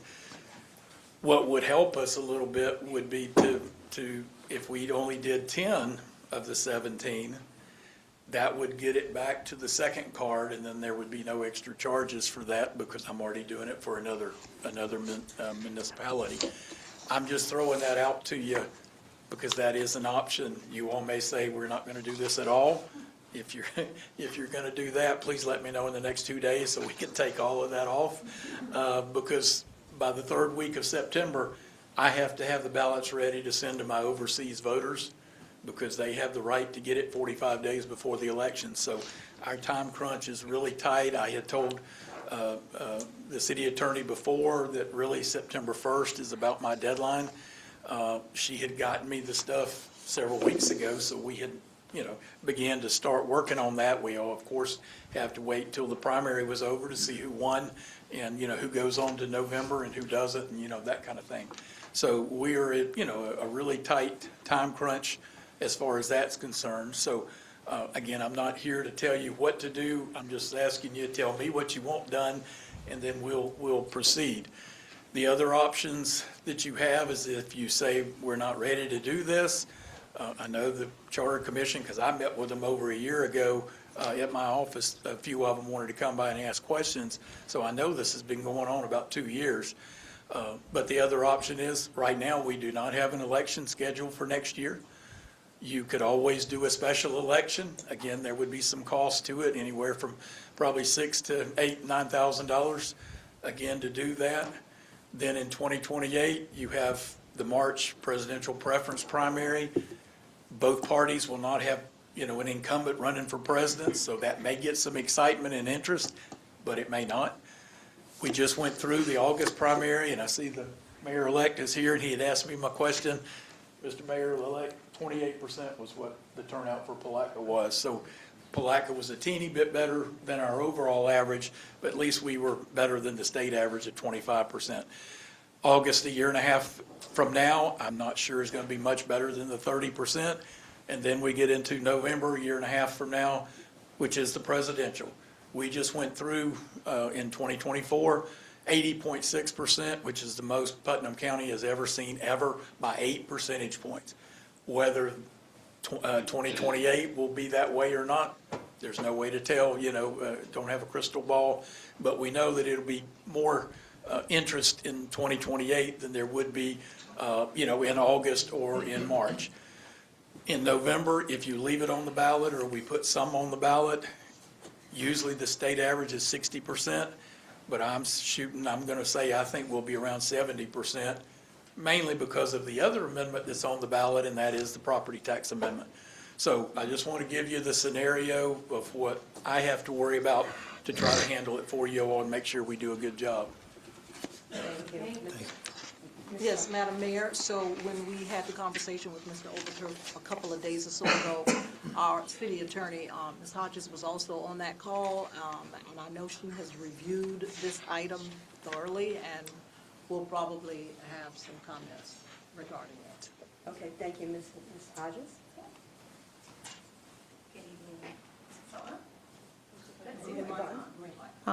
Now it's on. Okay, so good evening, City Commission. So yes, I don't know that I've reviewed it thoroughly in the 2 weeks that I've been here, but certainly I did spot an issue, I would say, with the ordinance that you adopted in March of this year. So pursuant to Florida statutes, you're required to have the actual ballot questions. So, we have questions that are summarized and they have to be posed in a certain way so that the public can vote yes or no. And as Ms. Curry indicated, the former attorney did get those questions in the right format. I don't opine at all on the state of the questions, whether or not they're vague or not. I just don't have enough time to do that. So assuming that these questions certainly were written the way that they should have to avoid any sort of vague language, then we're just left with checking the box to make sure that they're in the proper format, yes or no. And that occurred after you adopted the ordinance. And so the law requires that those questions were to be included in the ordinance. It's very express in the law, so I do have a concern with that. But I do have a solution for that. So if you wanted to move forward today and have these 18 questions prepared by your former attorney, relying on your former attorney, not having any review from me as far as the validity of those questions, if you will, you certainly can adopt a resolution tonight that I prepared for you, if you want to do that. And essentially, all this resolution is doing is looking like the same one, the ordinance that you adopted in March of 2026, except it's a resolution, because with the resolution, you don't need public hearings and things like that pursuant to Florida statute. So it would be a resolution that attaches the 18 questions that your former city attorney sent to the supervisor's office. And so that would at least satisfy the procedural defect, in my opinion, to allow this to move forward and get on the November election. If you did not want to move forward because, as the supervisor said, you wanted to collapse some of those questions, so it's not 18, obviously you're going to need more time to do that than by September 1. And I think if you wanted to go in that direction, perhaps something that you could consider, you could reconvene your charter revision committee that had a sunset date of November of this year. You could certainly extend that, kick it back to them, have them look at the questions, figure out what makes sense to, to combine so that you don't get this, what the supervisor is saying could be voter fatigue or not. And then that committee, of course, would take it back to you in this revised format. You'd see it, but then you'd have to, worry about these other things that the supervisor's saying. You missed the election in November, so you're having maybe call special election, or you're postponing it until the 2028 election. So, but either one of those pathways could work. Madam Mayor, if I might just put more information on the table. I did speak with Mr. Hill a couple of times. He was the chair of the Charter Review Committee. And I believe he's participating remotely. He said he was going to try. I know he's out of town. Right, and so I will let him speak for himself. Mr. Hill? Yes, good evening. The Charter Committee did not, in fact, review the ordinance. We were only given the final report as it related to the items that were in place. So we didn't review the ordinance and we didn't, in fact, review or approve any questions. It looks as though the questions are just a breakdown of the summary from the final report, but those were not reviewed by the Charter Review Committee and the items were not approved by us for any final instruction. The other thing that we have concern with is just the fact that we thought that there would be some community interaction as related to the items that were there, and that the commission would in fact finalize the items that would be considered for the ballot as a whole. What we have right now is just everything that we recommended being brought forward to a ballot. And I don't necessarily believe that that was the intent of the commission, nor was it where we just thought we would be providing the input necessary to put those things in place. And I think that there are some additional steps that need to be put in place before this goes to the citizens. Anybody have any input or questions? Yes. Thank you for the information. So based on what I'm hearing, there are a couple of things I believe we owe our citizens prior to this being on any ballot. So let me just state that I'm not in favor of moving forward with this being on the upcoming ballot. And the reason is, one, I believe the questions need to be vetted to see how to make sure they are proper for the ballot. I know when I reviewed the report, a lot of them were really just cleanup and scrivener's errors, I'll call them. And there are a few that are really changing the way we do things.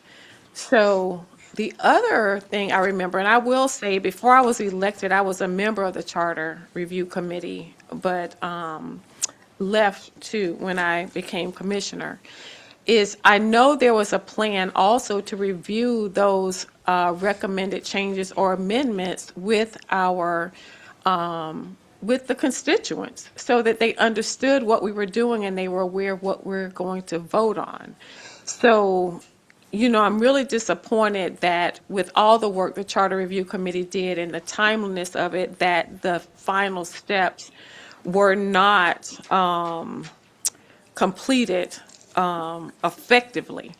So, you know, at this time, I just don't think it's reasonable for us to try for this ballot with the short time period that we need to get it. But I would like to see, and I don't know, this may be a question for the attorney, is I don't know if we, the commission, needs to review this to make a different decision or see what our options are in light of having an ordinance.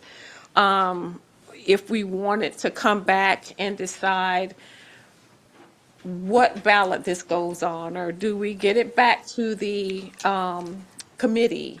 You know, what are our steps? But I'm just in favor of it not moving forward for this election cycle and for us to decide whatever the appropriate pathway is to decide, whether it's the commission or the committee, you know, to review the questions, get them in the right format, and decide the best time to get them on the ballot. I think that work still needs to be done.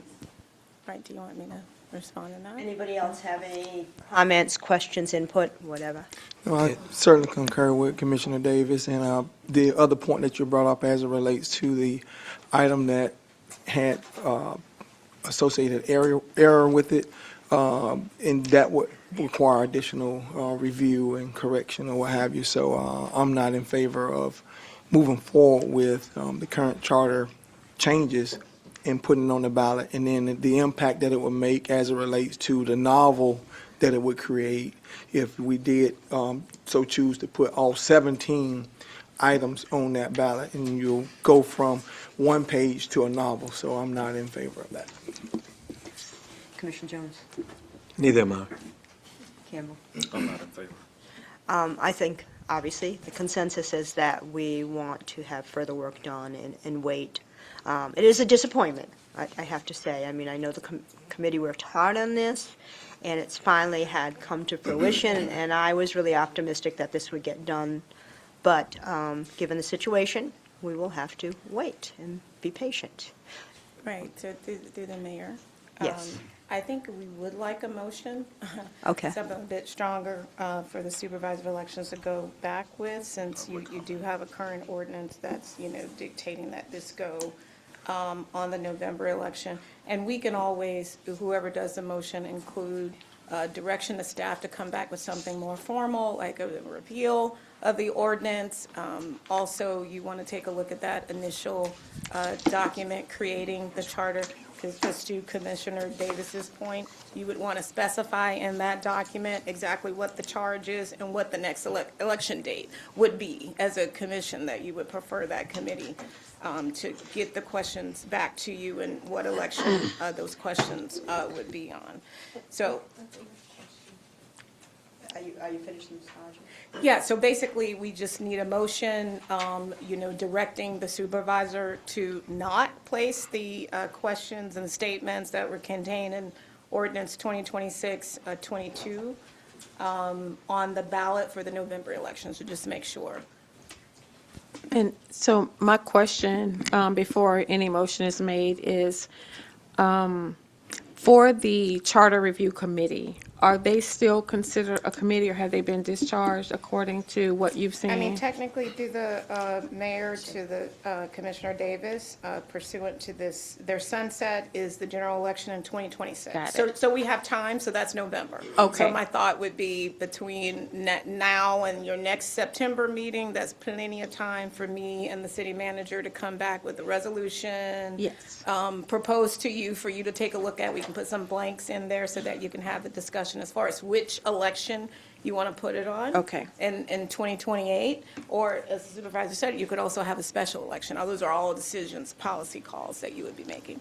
Okay, thank you. I just wanted to know if if the committee is going to be involved, that they are still considered a committee They and are. not discharged. Thank you. Until November of Until November 2026. 2026. That's right. Thank you.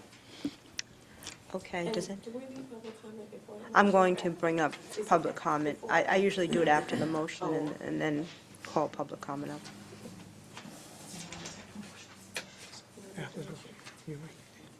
Don't fight over it. Somebody's gonna. Yeah, so it's a simple motion. I Yep, think I'm right ready. now, we've got our supervisor elections here. Thank Okay. you. Yes. And it's just a motion directing, the supervisor election to not place the ballot summaries, title questions that came out of the ordinance 2026-22. Am I getting that right, Karen? Yes. Okay. Questions on the November 2026 election.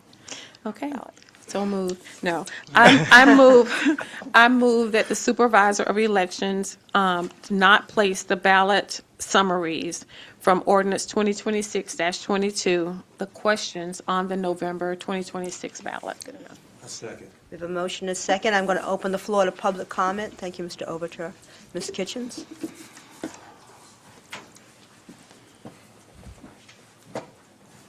Allegra Kitchens, Palatka, Florida, former city commissioner, Palatka citizen, and vice chair of the Charter Review Committee. We met for 2 years. I faithfully attended every cotton picking meeting for 2 or 3 hours.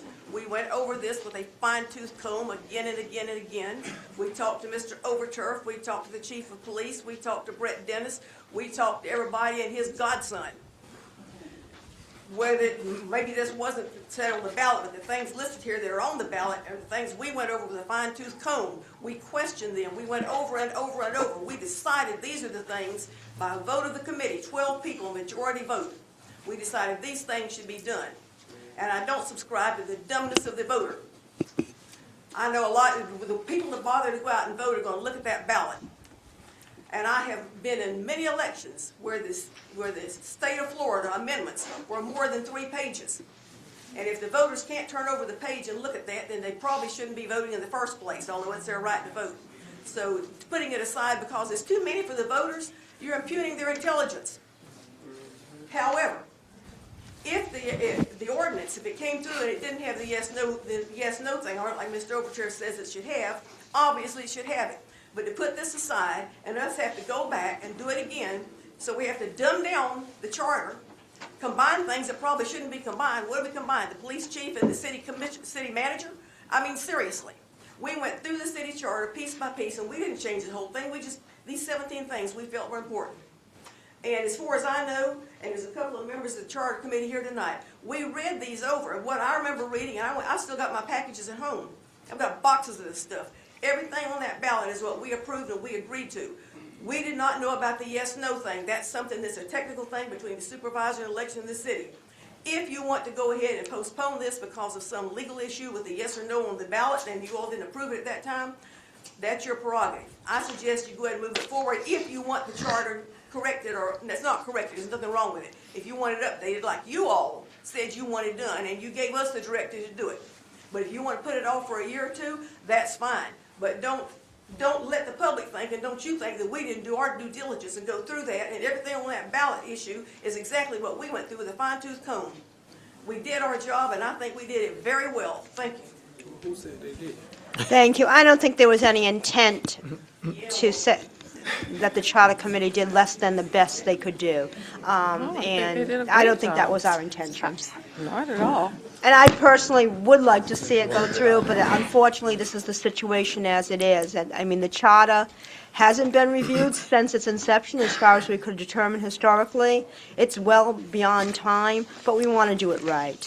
And that's kind of the bottom line. So it's certainly a disappointment to me. So anybody else here for public comment? Seeing none, we close public comment.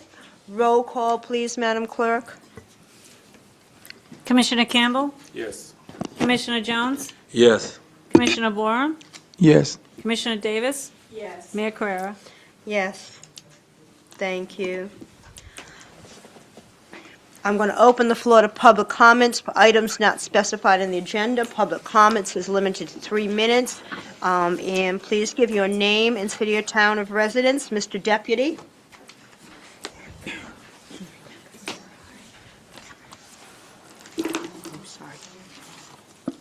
Sam Deputy, 917 Carr Street, 623 St. John's Avenue, and good evening, Commission. I appreciate everything that you've gone through this evening. I want to speak about something that is dear to my heart because it is the downtown. We currently have 4 projects going on downtown. We have this water project north of Reed Street, we have Reed Street, we have the north-south COVID sidewalks, and we have St. John's Avenue. If you have driven through downtown, you know that you don't know where you're going because you don't know what's going to be open and you don't know what's going to be closed. I am fine with all of that because in the end, we will be done and it will be a new city and I will be here. But I do have a concern. I'm on St. John's Avenue and it has been difficult. We are in the 8th year of a 2-year project, and I've been there since the beginning and the very first meeting, and I have the minutes. I have the attendance. I've got all of that. 8 years for 2 years.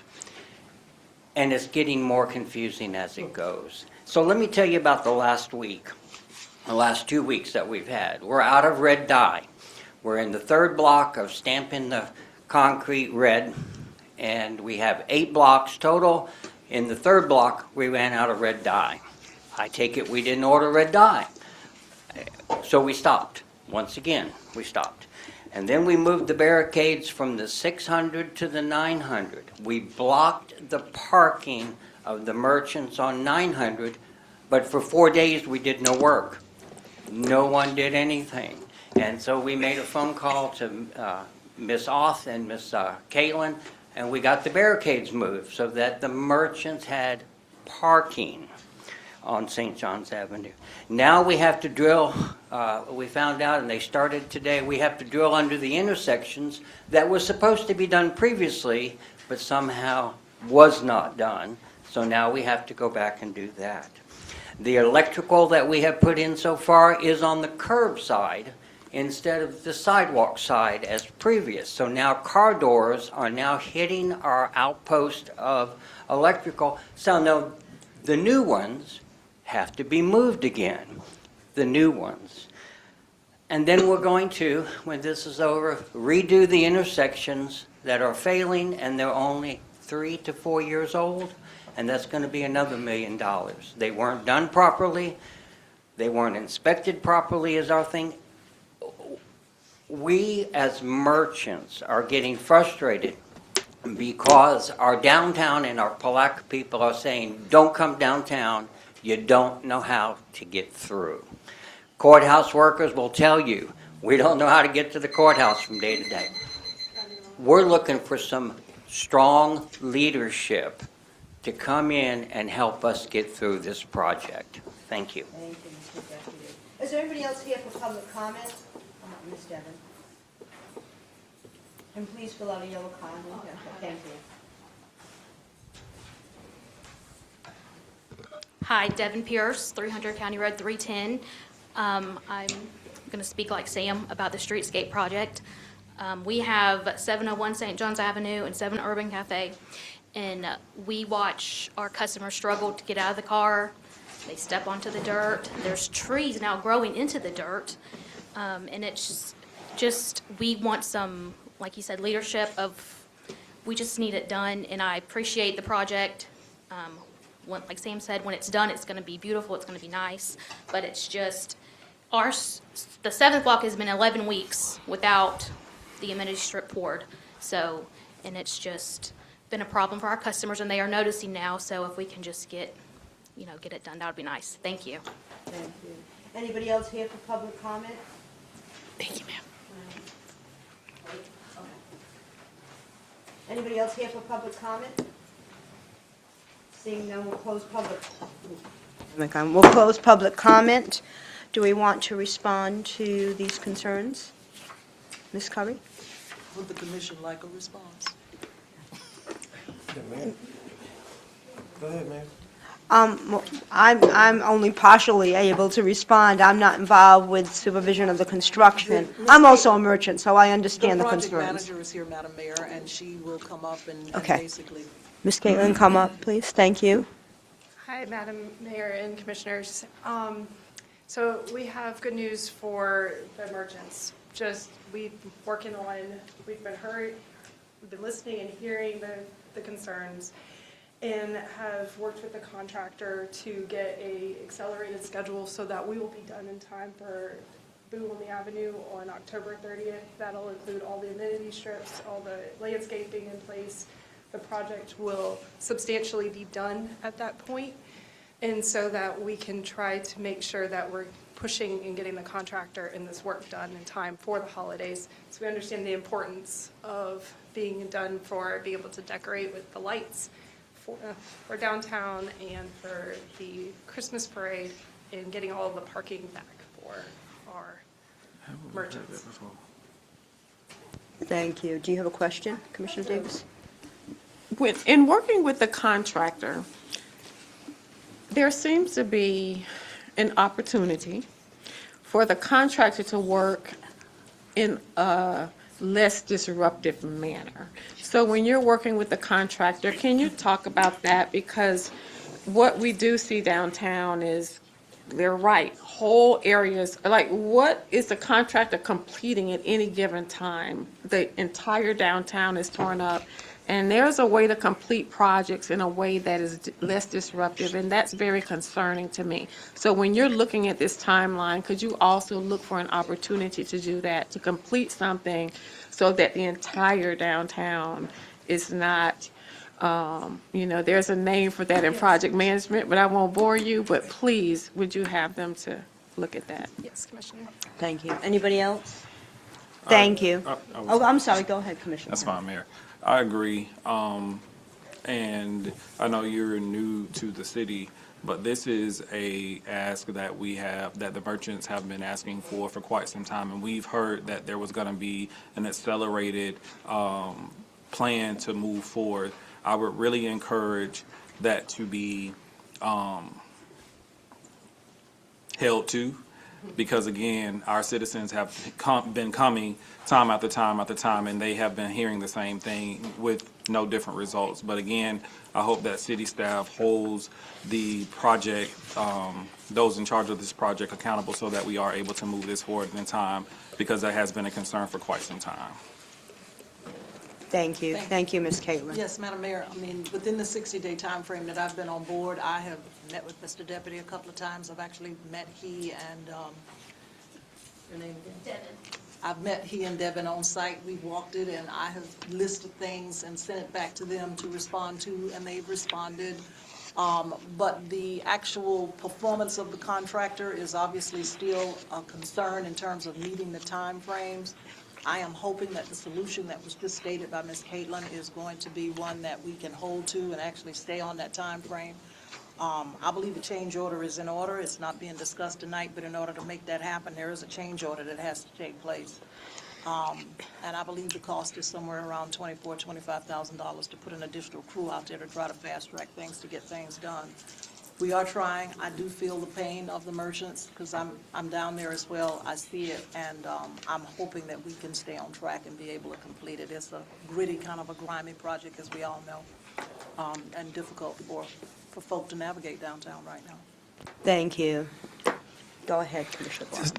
Just a quick question to the city manager, but we're having to pay additional $24,000-$25,000 just to get the contractor caught up. That is where we are. That's right. where we are. I hear you, but that is where we are.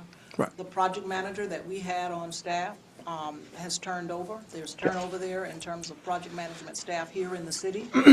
I had a one-on-one conversation with the engineer that the city hired to actually do some oversight over the engineering on the project, and it was a very stern, direct conversation in terms of, I'm not going to say their lack of attention, but more attention needing to be paid to this project.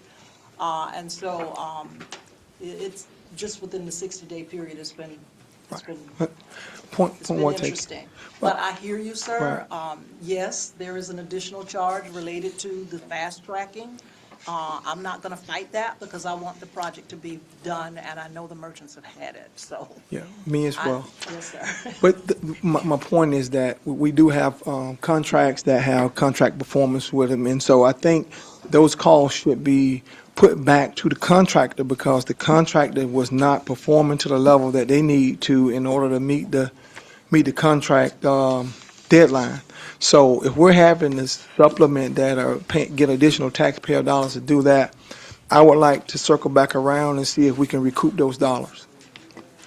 In addition, Mayor, there was an opportunity, well, we spoke about the temporary wayfinding that would allow individuals that go up and down that corridor to know how to navigate not only the design of the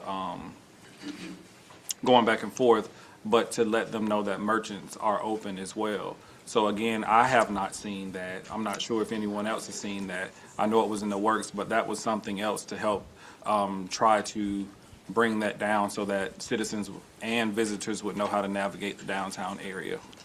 There was a signage, Ms. Oth did get the signage, and it was up in the 600 block for a period of time. In fact, I picked it up because it was sitting halfway in the road and brought it back here after that block was done at that point, to the point it was done then.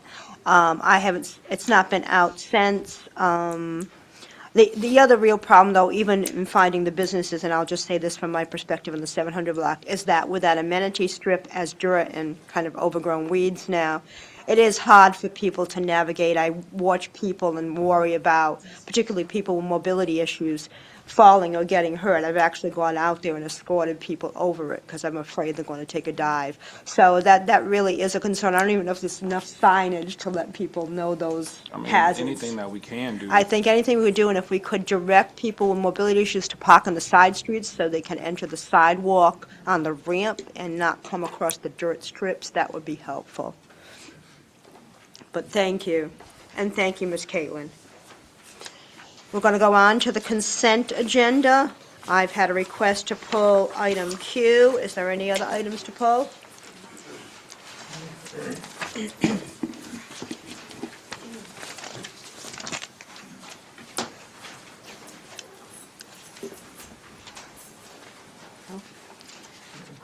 make a motion that we accept the consent agenda as printed, excluding item Q for discussion.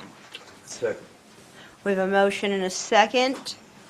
Is there anybody here for public comment on any of those items? Seeing none, we'll close public comment. Roll call, please, Madam Clerk. Commissioner Jones? Yes. Commissioner Boren? Yes. Commissioner Davis? Yes. Commissioner Campbell? Yes. Mayor Carrera? Yes. Item Q, adopt Resolution 2026-R-145, a resolution of the City of Palatka, Florida, authorizing a lease agreement with Task Force Ending Homelessness for leasing of office space at Robert H. Jenkins Community Recreation Center, providing for Scrivener's errors. Mr. Cutright. Okay, Mr. Jacob reached out to me about a month and a half, 2 months ago, expressing the need to have a satellite office here in Palatka, so we can have some reach out in Putnam County. At that time, we had one office on the west end of the building available. We discussed some different conversations about the contract that we have with ECS, and through conversations with him and his team and my team and the city manager, we came up with a complimentary rental fee for a monthly fee that's comparable to the ECS that we already have in the building. Other than that, any question that you have that's really pressing that I can answer? And if you need to, Mr. Jacob is here and his team here to discuss anything that you want to bring up about what they can bring to the community. Jim, go ahead, Ms. Davis. I want to speak on behalf of this because I am a member of the board for the task force, the executive board, and the request came through me, and of course I forwarded it to Mr. Cutright. Being a member on the board and representing the county, this coalition, the COC, it's for Northeast Florida, so it's a regional coalition that includes Putnam County. When I was a new board member, one of my questions was, tell me what you're doing. How are you supporting Putnam County? I'm not seeing the support over here. What does that look like? Because from my perspective, it did look like a lot of support was in the Gainesville area. And after learning more and understanding what is supposed to happen and accountability and all those things, I'm sorry, I'm going to say Jacob because I can't remember Jacob's last name. Horner. Turner. Yes, when Mr. Turner approached me and I forwarded it, I was definitely supportive of that because I believed that having an office here would provide support for the organizations and accountability. And honestly, a place I could go if I don't see the work happening here. So I did want to say that that was one of the reasons I put it forward and thought that it would be a benefit to our community. So thank you. Thank you. Anybody else? Yes, 1 minute. One minute, Lori. Does anybody else in the commission have any questions or comments? Well, I do. And it's great things that this organization does. I think this is an organization that came in when we were talking about services, and if I'm not mistaken, you say you get like $500,000 a year to provide those services between Alachua County and Putnam County. Is that correct, sir? Mr. Turner? Mr. Turner, come on up, Is this the please. same? Turner. Sure, Jacob Turner through the mayor, if I may. Yes. The current COC budget for North Central Florida, which includes 7 counties, Commissioner, is just upwards of $3.1 million. $3.1 million. And we were talking about the level of services that you actually provide for Putnam and the homeless, and is very important. So I want to stress that. That's what I'm saying from this dais.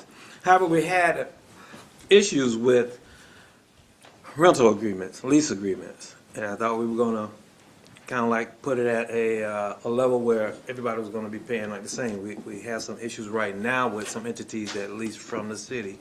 Is this one of these? I guess I asked the city manager, or Mr. Cutright, is this one of these because an agency with a budget like that, they'll be paying us like $3,000 annually, $3,348 a year for rent. And with a budget like that, I really think for the square footage that they're going to 372 square foot building for a year, and we're going to do that for 36 months. That's kind of on the low side. So is there a reason? Well, that is consistent with the ECS organization that we have in the offices as we have right now. So, I mean, I didn't ask them for their financial report, so, but it's consistent with what we've been given with the office that we have been out in the building right now. And I know we've changed management as far as the city managers, but I thought we had a discussion up here about that. We have. So I don't want this without me noticing it up here publicly, that we have said that, and before we go with another lease agreement, even though it's this great organization, a great cause, we don't want to go back down that road again. We want to kind of like get a level of consistency where it actually is not market rents, but I think a little better than that per month. So I do have concern. City manager, we're talking about some financial stuff now as we're going through the budget. I think we have to mention these things as we're going forward in these leases. So my suggestion would be we need to look at that part of not the problem with leasing, but the amount.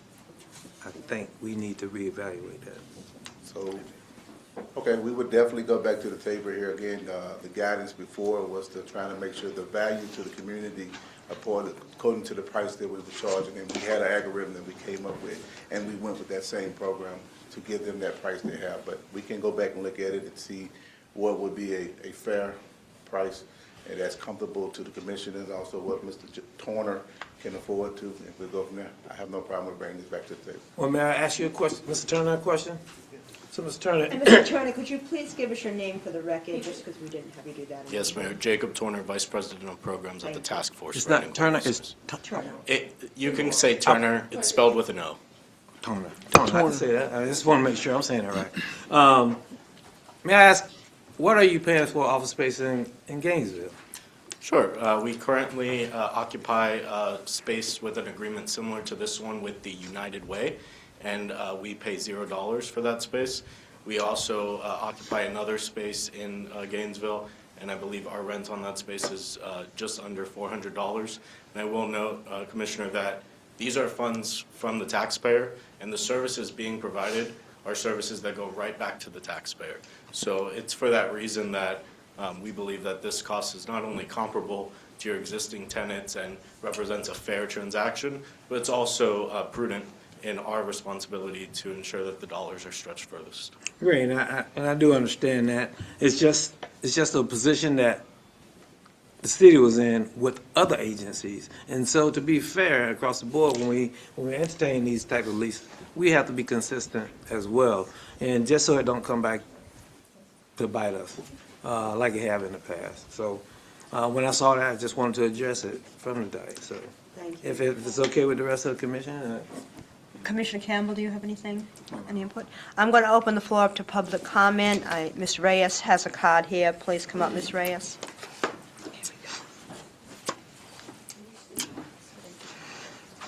Yvette Reyes, Boswick. I sent you all a very detailed email requesting that you do not approve this lease at this time. As Mr. Turner said, he receives $3.1 million for all the counties that he covers. Putnam County is only getting $300,000 this year. Based on the emails that I sent you, which were from Kiana Johnson at the task force. Task force was assigned to be the leading agency for the COC in 2024. They didn't show up here until March of 2026. They cut Catholic Charities $148,000 from last year to this year. Catholic Charities is the only organization right now that provides homeless prevention, rapid rehousing, utility assistance, and other programs. They can't do that anymore because task force cut their budget. So I'm asking for you guys to hold off on this. I'm not saying no. I'm asking that you do not approve it right now until you get all of your research in hand and get the opportunity to ask the proper questions, because you don't know unless you're told. You're not part of this. I work this day and night, and I know the agencies that I'm working with as a liaison for the homeless, 24/7, 365 days, are not getting services from the task force. Thank you. Thank you. Ms. Slavin,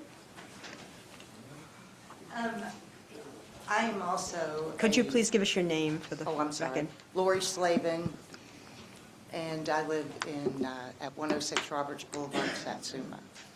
I am also a board member on the COC board, and I think Ms. Reyes just discussed needing services here in Putnam County. I say that the best way to get those services over here is to bring the services over here. With an office, you got a problem, you can go in and discuss it. I'm always happy to discuss things with the other agencies that are of the COC, but I don't know all the answers, and there are certain things that I can't discuss. Our agency does get funding from the COC, so it's not a lot. I can tell you that. There's a lot of need in Putnam County, but there has to be a place where we start. And I'm in full support of it, and I think it will benefit the agencies that are working here because they will have a one-on-one contact.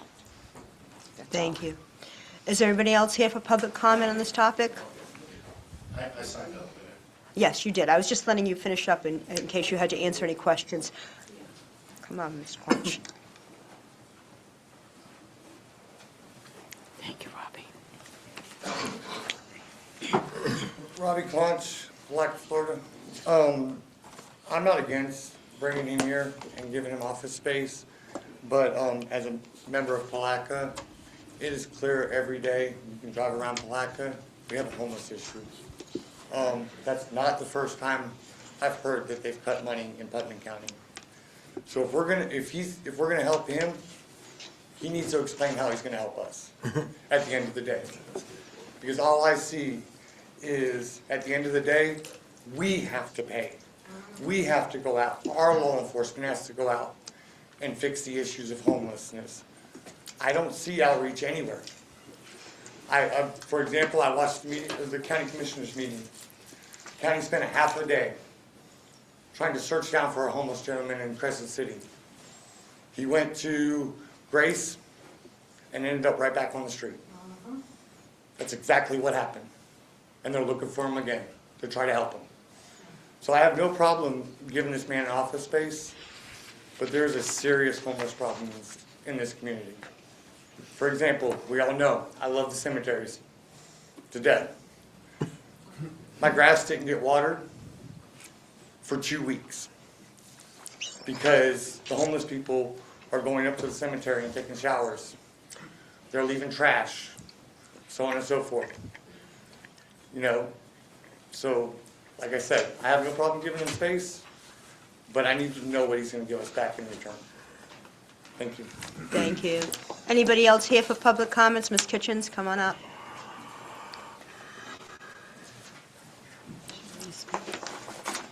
Libra Kitchens, Florida. I don't have any problem with them renting the space, but after what I've heard from the people that have spoken, I think the city needs to make sure that the services they're providing out of the space you're letting them rent are services going to Putnam County.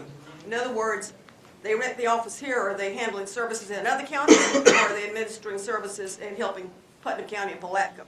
I think that's going to be the million-dollar question. What does the office here control, Putnam County and Palatka, or does it help other areas outside of Putnam County and Palatka? Thank you. Thank you. Anybody else here for public comment? You ready? I just want to say regarding the. You got to come up to the podium and. I know, and you've already had it, and you really I know, can't cut. But this is a serious topic, especially to me. okay? And you all know this. The gentleman that he just spoke about, Mr. Willie, what they do is they take them to Grace Marketplace. Grace Marketplace is a horrible place. Okay, but- Wait, stop. Well, Yvette, you've got to He stop. didn't You've got to stay there. stop. He didn't stay there because of that. He came back and I ended up having to get a transitional house for him. So that's where he's at. He's not in Putnam County anymore. He went to a transitional house Thank in you. Melrose. Thank you. Is there anybody else here for public comment? Seeing none, I'm closing public well, Mr. Turner, come back up, I'm sorry, and if you can respond to any of these concerns and questions, that would be helpful. Thank you, Mayor. Jacob Turner again. First, I want to say I appreciate all of the feedback because we are driven by feedback and we can only make improvements and adjustments based on the feedback we get. However, I do think it's critical to acknowledge here tonight, Mayor, that when people come up to this podium, they're not sworn under oath. The statements they make may not necessarily be fully accurate to the record. And so I want to note that the amount of funding in Putnam County has not been cut. In fact, to that particular entity that was mentioned, who's still a very valued Continuum of Care partner, they were awarded a higher level of funding from the Continuum of Care board, not me, not my staff, but by the board who makes those decisions. And that agency respectfully asked for funding to not be given at that level because they didn't feel like they had the staff capacity to do that this year. So there are a lot of nuances to the work that we do, and not everything's going to be, I realize, written on a website for people to read publicly, but we're always open to their inquiries. And I believe we respond to their inquiries the best we can. So I just want to address a couple of points. I understand there's questions, and like I said, I welcome them. We've been working in Palatka for a long time. We've held town halls here, we held meetings here, we have a meeting here this month with the community. More than 40 members of the community typically attend our meetings in Putnam County. And we work on addressing things that directly resolve homelessness, but more importantly, also work to prevent it so that the number of people on our streets are not rising. My staff currently come from Palatka, who are from this area, and drive to their office in Gainesville to work on Palatka Matters, to Ms. Kitchen's point. And so what we're asking for is not to any longer have to serve Putnam County from Gainesville. I will say, when I reached out to the Honorable Commissioner Davis regarding office space, it was to connect with a commercial realtor. It wasn't to approach the city for space. That space was actually offered to us in return from our request. And so I want to be clear, we didn't come knocking on the city's door for office space. However, we value the partnership and hope that we can continue on that track. We are part of this community, so we do not want to operate as from a distance. We want to be available to city staff in the same way we are currently to Ms. Curry's former team in the city of Gainesville, who I quite frankly sit down with just about every day to work on critical issues that impact their neighbors, and was with the city manager in that city this morning for that same purpose in that office. This is a very low risk and practical partnership. It's replicated from examples that have been successful in other municipalities that have welcomed us, partnered with us, and have seen a measurable reduction in homelessness. Furthermore, to the point of the services that are being provided in Putnam County, there are multiple partners through the Continuum of Care that provide services, and the number of people served in Putnam County and the number of adults, but more importantly, the number of children who have been assisted not only with getting off the streets, but also with staying in their homes when they fall behind on mortgage and rent, has risen year over year because of the leadership and the work that my team has done and these community partners who work with the COC has done on the ground. And we hope to not only continue at that level, but to continue elevating that. So I ask that you judge this partnership by what we do, not by what people say. Give us the opportunity to strengthen our presence as people have asked us to do, specifically when we've engaged with people in this community who are working with us and not against us. And our direction is towards Palatka regardless. So while I strongly encourage that this item passes tonight and look forward to a productive and collaborative partnership with each and every one of the members on the dais and city staff who we already work so wonderfully with, Mr. Cutright, Ms. Cruz, approval tonight will give us the opportunity to do that in a more direct partnership. So I thank you for your time. And again, Mayor, I want to thank the community for their feedback and their comments and ask them to continue them. Thank you. Thank you. So there's another gentleman here for public comment before we close that. Come on up, please.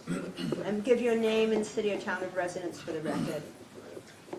Hey, I'm William Conrad. I currently live on 685 State Road 26 out in Melrose. I just want to say that I'm formerly homeless real recently. I was on the street for 3 years. People knew where I was. I was not on any of the PIC counts. 3 years I was homeless. It was not through the COC's help that I found a place to stay or a job or anything. I don't know where they were at. Through myself and a few other nonprofits that I met while I was homeless, trying to investigate why the other shelter was closed, we formed an alliance known as the Putnam County Homeless Coalition. I noticed 3 months into our meetings, the COC representatives were at our meetings, watching, listening to all the complaints we had, watched us as we assembled all of the resources we had in this county, found the gaps missing in the services we need in this county, and tried to find solutions to create the services that we still need. And despite all that, not once did the COC mention that any wanted to work with us to provide these services or to fill in these gaps. Not once did they mention anything about what they were not doing in this county. All I saw was lack of assistance for the homeless that needed it. As Yvette pointed out, the guy was found. I currently work with the transition house that he's going to. I know about that. Grace Marketplace I work at Meridian. I probably shouldn't have said that, but I do. I've had several clients that have gone to Grace, all of them complain about the way they are over there, both inside and outside the gates. Granted, I will say on our part, they have good management, and I did go by there earlier. The tent city is not as bad as it used to be. But, so my concern is with the COC having a local office here, what's going to change? They're cutting funds. They know that we've been assembling our own figures because the PIC count is a joke. We all agree to that. So they cut funds to organizations that are helping this county with the excuse that they don't see a need in this county. But then they turn around, they want an office here to do what? There's no need for them to be here. Why are they trying to get an office here? What are they going to do to help us? The nonprofits in this county are the ones that are standing up, working together to solve the problem. I don't see them doing anything. Thank you. Thank you. Anybody else here for public comment? Seeing none, we'll close public comment. Are you going to make a motion? No, Mayor, I have Okay. another comment to say. Okay, go ahead. And just for the record, as I calculate, and so that constituents would know my concern, this lease that I'm looking at, it actually encompasses utilities and Wi-Fi, and also says and facility security is included. Where I live, my water is at least $112, my utilities. Wi-Fi about $100. So together, that's $232. So essentially, you really aren't paying anything for the facility. And I say this only because when your agency was up here before, and you said how much money you guys got, and we asked what you're spending in our community, and it was very minimal, but your salaries, your money, the money that came from the state went to your salaries. And so it is hard listening to these folks. Your own folk came up here and told us that. So I'm not hard on the services that you provide, but I do feel that we need to, Madam City Manager, look into these lease agreements, and this is for 3 years. So we'll be locked into a 3-year agreement, and the city actually get minimal for that. And I think we need to reconsider and look at this before we approve this on this agenda tonight. And I'll say, in addition to what Commissioner Jones has stated, there was a promise that was made in the meeting that there would be more visibility and that we would have updates throughout, and we have not heard from them until they are asked. Well, they didn't come knocking on our door, as he stated, but we have not had any updates with regards to any services that have been directly put here in Putnam County or Palatka, and that was something that was promised as a result of that meeting. So, Madam Mayor, if I Yes, might, go my ahead. recommendation is that we move ahead and support the COC in this request for space, and that we go back and we negotiate something with them that is obviously increased beyond what the current proposal is, but I think that we really need services in the community, and the Jenkins Center is there, and it gives the opportunity for that visibility for that organization. And I suggest we move forward, allowing me the opportunity to work with Mr. Cutright to negotiate a better lease. Commissioner Davis. Yeah, I want to clarify a couple of things. So, and Mr. Turner may have to clarify, but I want to make sure we understand the role of the COC and the task force. Dollars, and if I'm misstating something, please correct me. But there are organizations who received funding from the COC, these grants. They've applied, they received them. However, there are some organizations, and I'm using the term organizations loosely, who received funds who did not deliver on the services that they got funds for whatever reasons. In some cases, it's because they applied but could not come back and deliver with staff and services that was effective. And of course, not providing the information on their outcomes, of course, would impact their ability to get a grant or on the next cycle. So I want to say that their role is to vet applications and provide funds, federal funds, to these organizations. And they report back to the task force. So I do want to clarify that. The task force is the overseer of this program.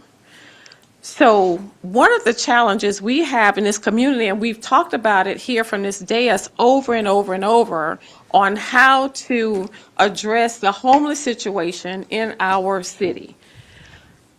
We have provided some services, but truthfully, the city cannot be, and I want to be clear in providing certain services. We just can't do it. We've not even been able to agree on leasing to organizations who want to provide those services because we have had concerns about locations and where it would be and the impact on those communities. So the way I see this organization being here in the county is a way for us to have a direct line of communication to understanding what the needs in Putnam County are, how we can better help the organizations to get this funding and serve our community and hold them accountable. So that's my perspective. I will say that when I received the request for a place to be in Putnam County, I did direct them to Mr. Cutright, because I thought I saw that as an opportunity for the city to indirectly provide a service by directly working with an organization who provides that service, because we don't have solutions here and we know we have a continued problem.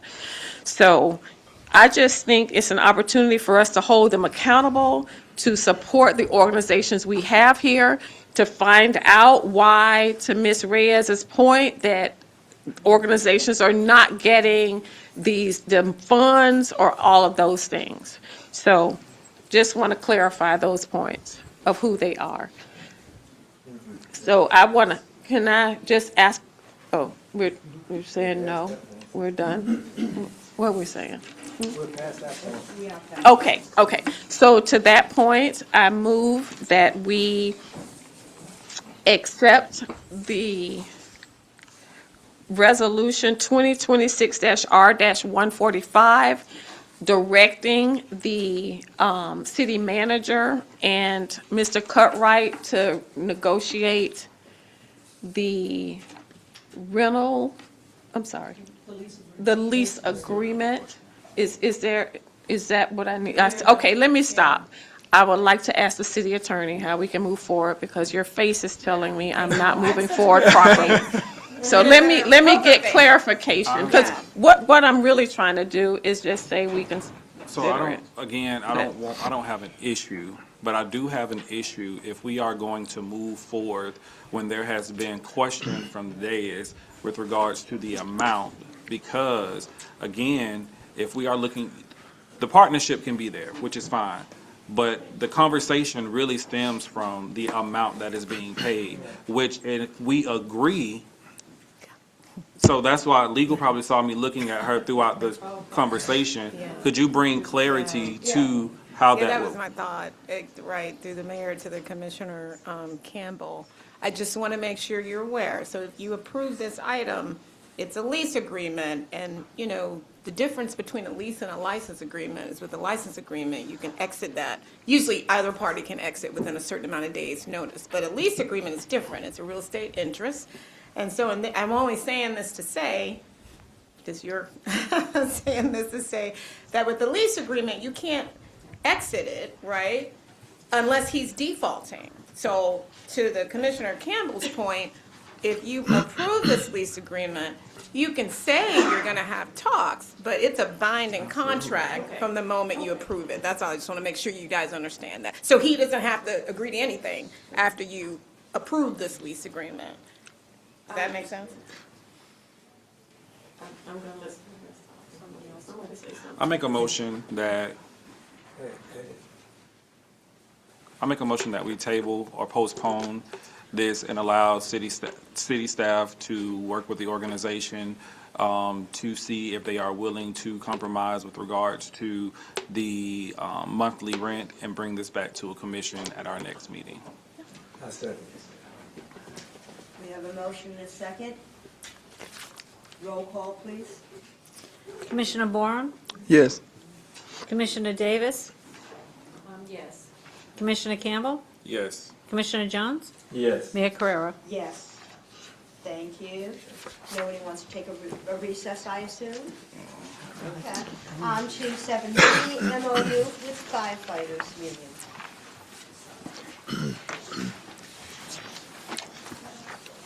Madam Mayor, Commissioner, the MOU was brought to you all during an executive session, and it was at that time that we realized it was going to exceed the $25,000 threshold, so it had to be brought back to the vote. So at this time, staff recommends approval of the MOU based on the parties' established mutual understanding of the compensation methodology and resulting financial impact to the city.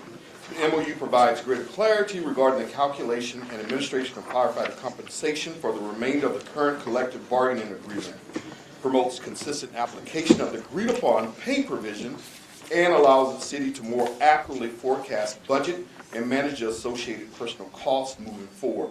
There's been an Excel spreadsheet that was provided showing those costs. Any questions? Any questions of Mr. White? Okay. No? No. Okay. Yes. Yes, we need a motion. I move to accept the firefighters MOU, giving our city manager authority to execute.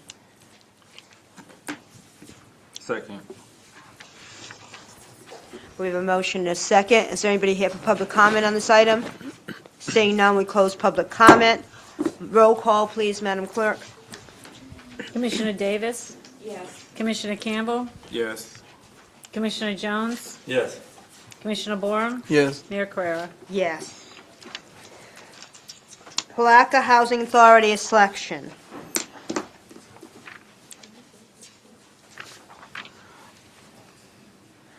Since I was tasked with that,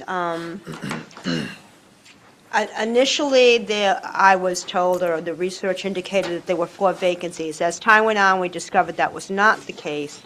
We had 2 vacancies and 1 resignation when all was said and done, so in total 3. And so my recommendations are the reinstatement, or reappointment rather, of Dr. Evans, the appointment of Mr. Alan Sheffield, and the appointment of Mr. Keith Jensen. With that said, go ahead. Commissioner Jones, you have something to say? Are the applicants here you want to present them? or- Dr. Evans is here. So, well, Go ahead. prior to them, I know that you said that you made the I would like to hear some of the rationale behind the reason Okay. why you. I will give my best shot at that. Dr. Evans, because he brings the historical and institutional knowledge back to the board. There are other members that have that as well. Mrs. Bolden is the resident person on the board, and she will be there and staying there. Ms. Spell will be there as well, remaining. Their terms are not up. Mr. Sheffield lives in the city, but also is a certified public accountant, and I thought that would be a good compliment to the board. Again, these are just my thoughts and opinions after looking at the information. And then Mr. Jensen is the vice president at Capital City Bank, and again, a banker, so I thought those would be helpful for the housing authority. That's my rationale behind it. Well, Go ma'am, ahead, you may. I want to advocate for one of the applicants, and that was Sharon Williams, Commissioner Sharon Williams. She has been on that board since 2020, and I just want to speak from being on that particular board in the past. It takes about 3 to 4 years to actually learn what you're doing on that board. Secondly, I think that the experience of actually the people that you've named, out of the folk that are on that board, she's one that actually grew up in public housing and actually can relate to the conditions that they lived in and what she aspires to see that it grows to at the housing authority and what the housing authority have done. So, not that, I mean, it's your decision, but I thought we were going to vote on it. But that would be my vote, to actually keep someone that have that kind of tenure and from this community on there. Okay. Do you have anything, Mr. Commissioner? I actually agree with Commissioner Jones. Actually, okay. Commissioner Davis, go ahead. So I want to recommend to that point that we vote on the applicants individually, so we don't consider them all, so we can move forward and address what needs to be addressed. If that is the case, is that Ms. appropriate? Davis, Ms. Hodge. told me Okay. to give some. And that way, there's opportunity to move Okay, well, forward that's- and address some of the concerns Okay. and recommendations. We'll start with Dr. Evans. Does somebody want to make a motion? Yes. I move that Dr. Evans be approved as a commissioner on the Palatka Housing Authority Board. Second. We have a motion, a second. Anybody here for public comment on that item? Seeing none, we'll close public comment. Roll call, please, Madam Clerk. Commissioner Campbell, Yes. Commissioner Jones, Yes. Commissioner Boer, Yes. Commissioner Davis. Yes. Mayor Carrera. Yes. Alan Sheffield? Mr. Alan Sheffield? Discussion? Any input? Any thoughts? It's your selection. Well, I gave you my thoughts by making the recommendation Which seat? and telling you what the problem. Which seat is being replaced? I mean, we just He's- gotta know. There, does that even, I don't know if that's. Yeah, because but yes. I'd have to go back and think about it, but so Mr. Yeah, we need to understand and know reappointment- which seat. So there was a seat vacated by Ms. Williams and by Mr. Najewetz. I already mispronounced his name, Mr. Najewetz. Those are the two seats that are being replaced. So he would be replacing one of those. It's not any specific designation, it's just one of those seats on the board. So it's just a lottery.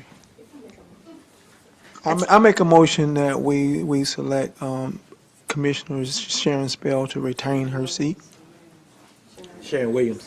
Sharon Williams, I'm sorry. Sharon Spell's on it. Second. We have a motion and a second. Anybody here for public comment? Seeing none, we close public comment. Roll call, please, Madam Clerk. Commissioner Jones, Yes. Commissioner Boer, Yes. Commissioner Davis, Yes. Commissioner Campbell, Yes. Mayor Carrera. Nay.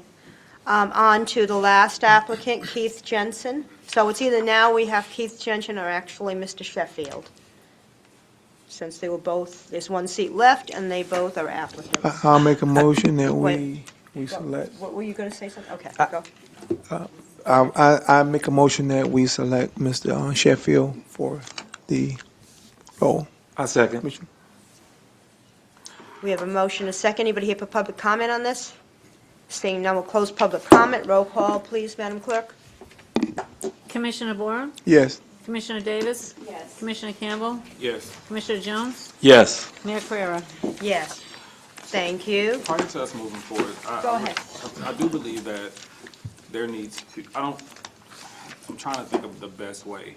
Because I know I brought up previously with one of the board members that currently serves as the representative that lives in housing,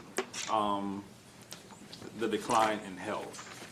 And that was a major concern with regards to meeting attendance and things of that nature. So I wanted to make sure that we as a board knew that moving forward, and there would not be a lack in that resident being able to fulfill the duties as a board member. So that was one of the concerns. And with reference to because I brought it up in the previous meeting that there were only 2 vacancies, and even with the resignation, it is my understanding that the board has to accept the resignation of any board member on the Palatka Housing Authority, and as of now, we have not accepted any resignations from board. And if I'm wrong, but based on what was told to us previously, we have to accept the resignation of a board member. Could you, Mrs.? Yeah, I'm happy to sort of look at this further, but I certainly have staffed housing authorities in my career, and I'm almost positive, but I can come back at the next meeting with a confirmation, that under Chapter 421, you serve until you resign, until you're replaced, and you've got to be replaced by certain, dictates, but I don't think you're serving, like, No, anyone I can get it, but decide that was not to what serve. I was advised by Yeah. staff, so. Yeah, so I'm not if aware there can be under clarity Florida. with regards to that, but that was I'm what I sorry, was Commissioner. advised from staff. Yeah, but under Florida law, which all Yeah. housing authorities are governed by, 421, I'm not aware at all of the board having to accept someone's resignation. I get it, but if there could be clarity, because again, I city will. staff. Yes, I'll look at that and. Thank you. And for the resident, her term has not expired. I understand. Yeah, and I'm sure there'll be somebody else willing to serve, as I understand it, on the board, should she not be interested in serving after her term expires, or resigning prior to that.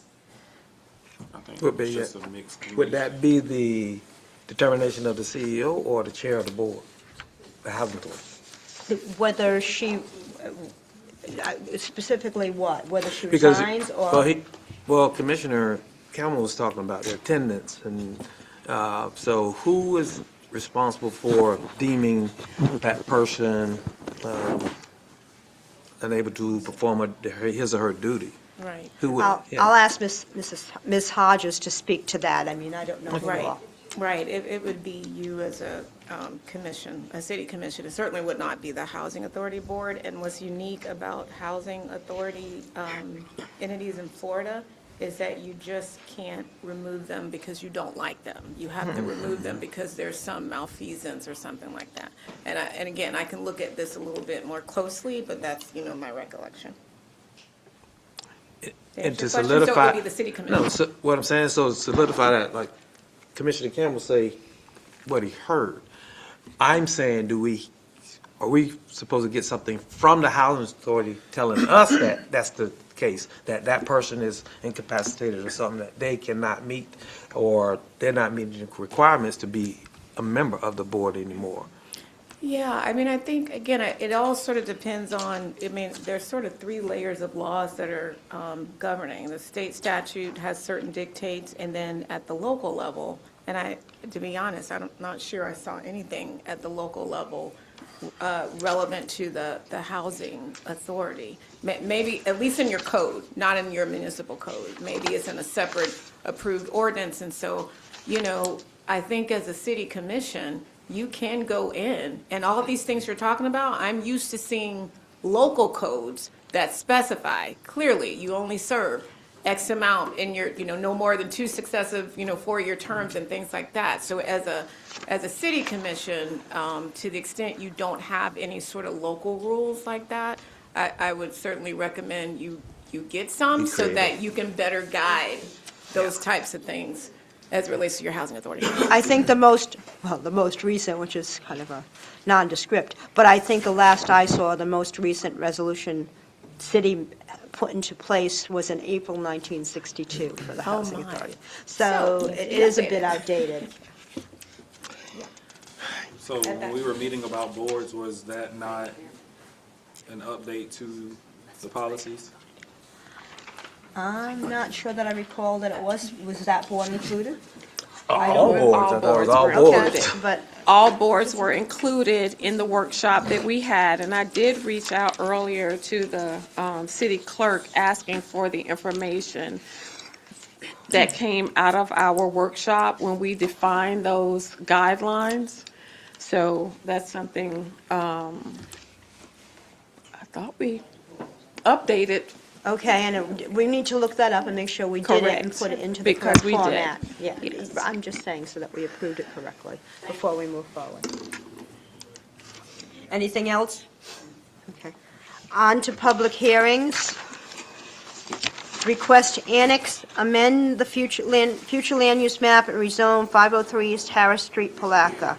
Parcel 0110-26-3150-0080-0090, 01-10-26-3150-0080-0100, 01-10-26-3150-0080-0110, 01-10-26-3150-3150-0090-0040, 01-10-26-3150-0090-0050, 01-10-26-3150-0090-0060, 01-10-26-3150-0080-0080, 01-10-26-3150-0080-0070. Mr. Agamo.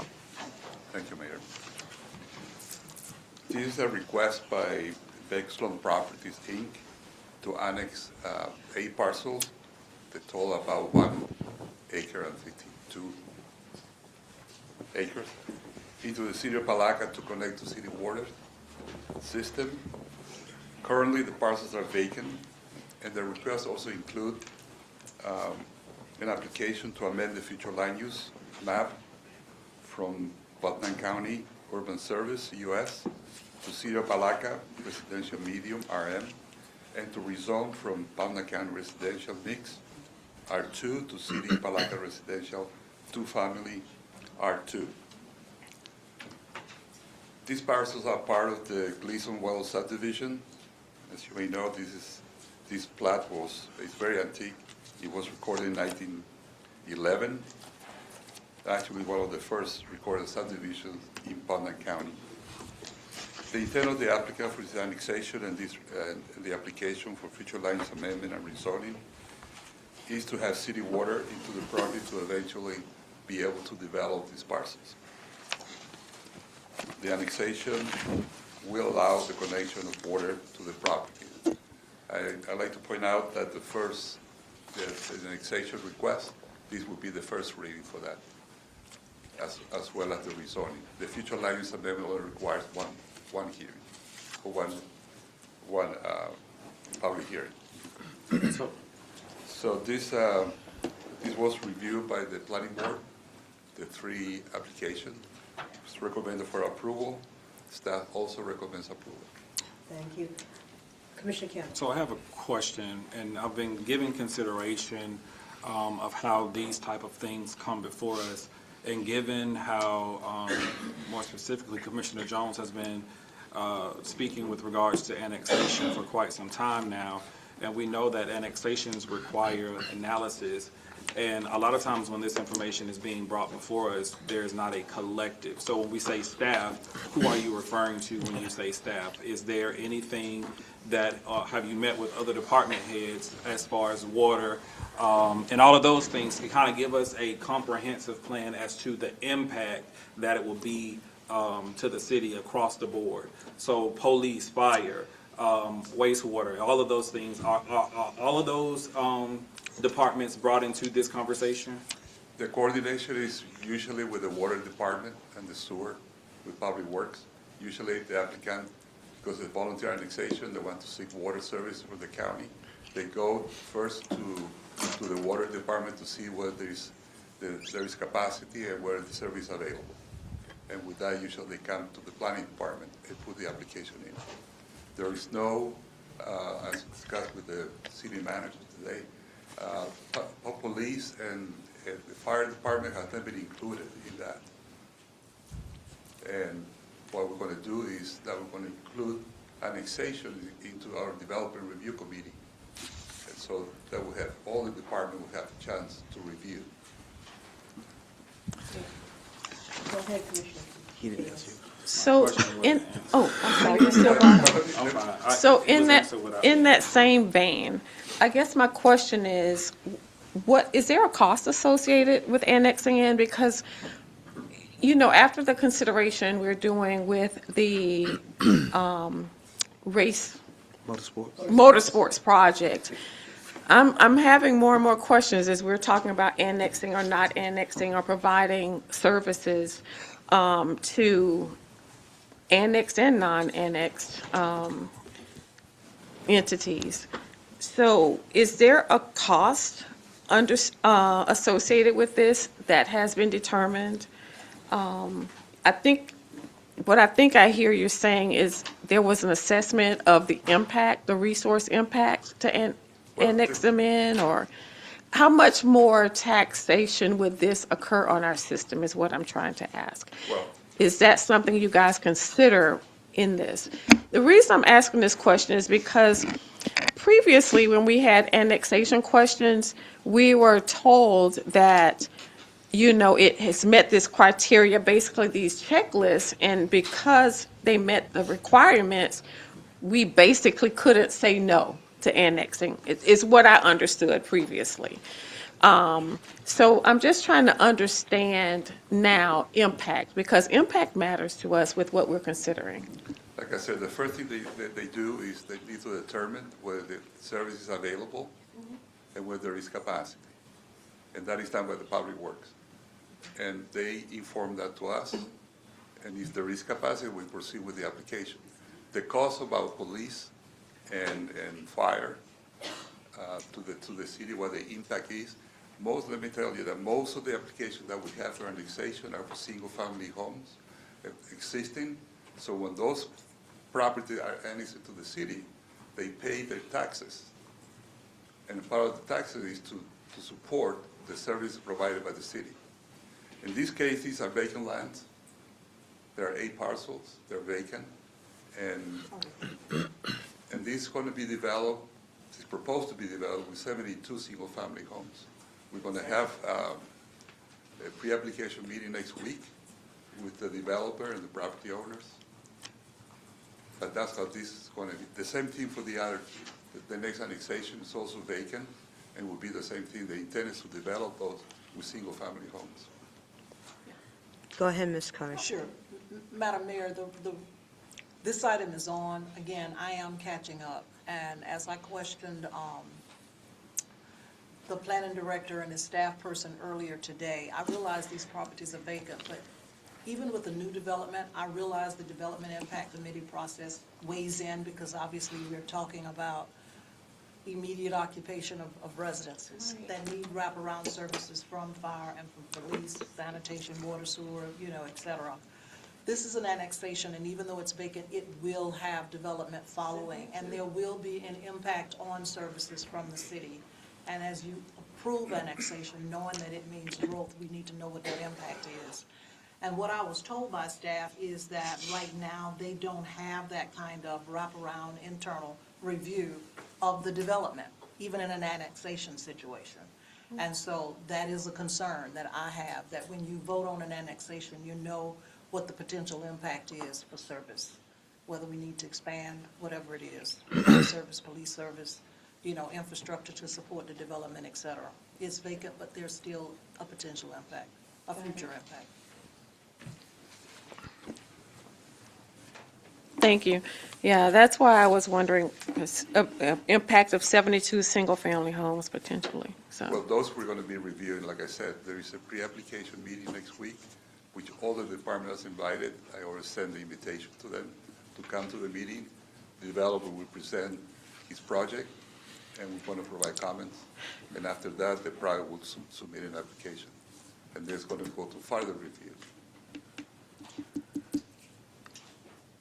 But basically, most of the annexations that we have are existing single-family homes. Or single-family homes? Most of them are. Correct, but this one isn't. This one is, yeah. This one, 72. this item, well, they're. Potentially. They're eight parcels. No, I understand. 8 parcels with an expected application from a developer for 72 single-family homes across the 8 parcels. Right. Okay, we're saying, that I'm very clear on that. Okay. Any other questions, Mr. Gallman? Well, I have a motion. I want to wait until the other commissioners. Returns. I'm sorry. Go ahead, do you have anything? Commissioner Brown, any questions? Excuse me. No, not at this time. Okay, thank you. Go ahead. Okay, so I don't know timeliness, but I really want to really postpone this annexation until we understand more. And so I want to know, is that appropriate? Is that, because if you're expecting an application, do we not need to understand the impact? Well, I think, well. Or am I misunderstanding?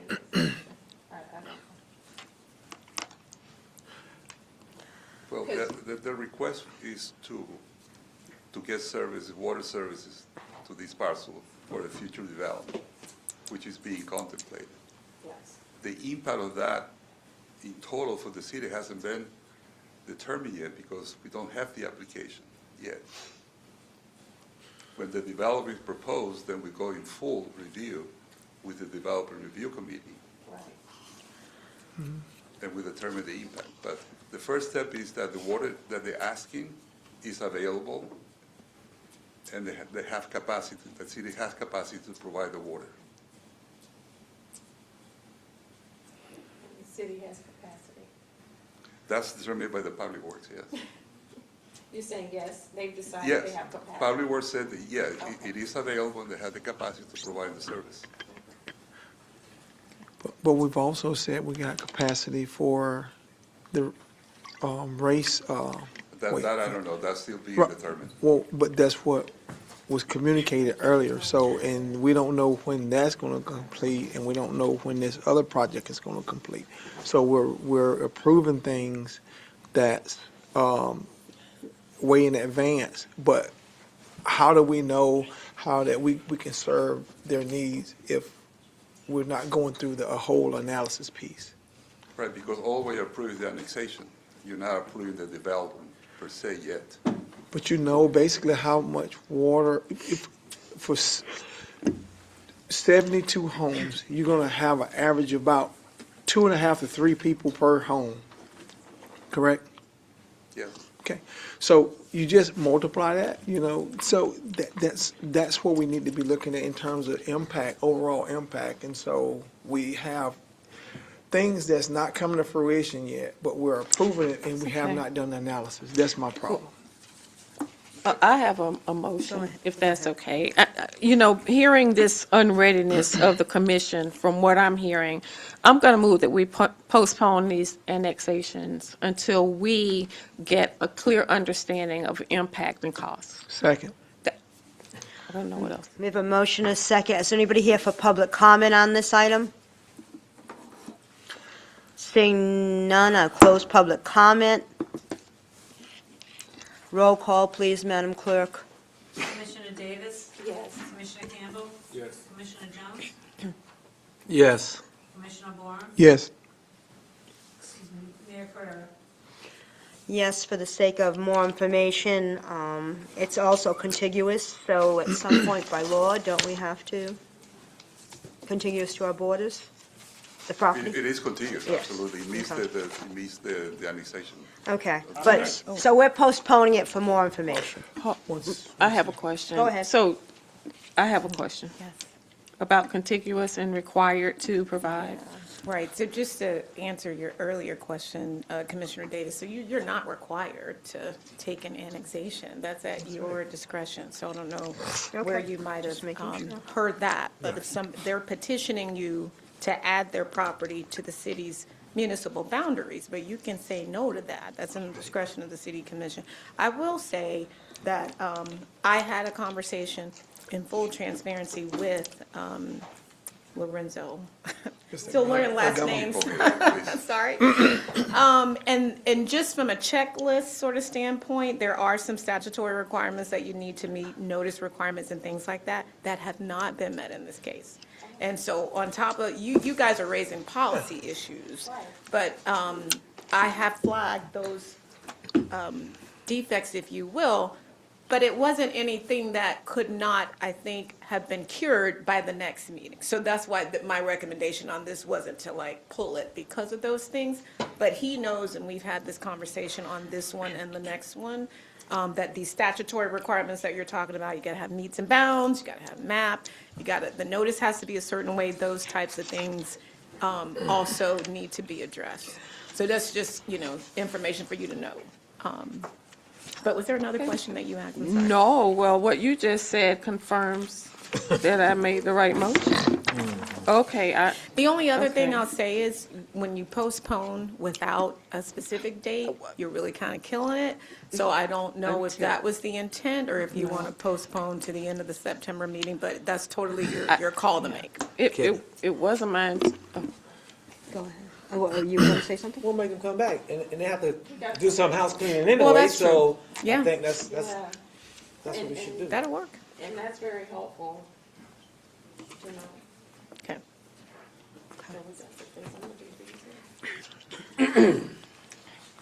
And that'll get some urgency in the analysis piece, and among other things that we need to get done and present before they present it to the commission. We need to have a ready, almost error-free presentation when things are put before us. We find ourselves too many times having to go back and do house cleaning on different things that's been presented to the commission. So we need to start like today and move forward with presenting complete packages to the commission with the best knowledge that we have to be able to make the best decision for our community. Also, is the applicant here? It's just a question after the fact. I didn't see any applicant that I should have asked, but I don't see the applicant here either. He's not here. Okay.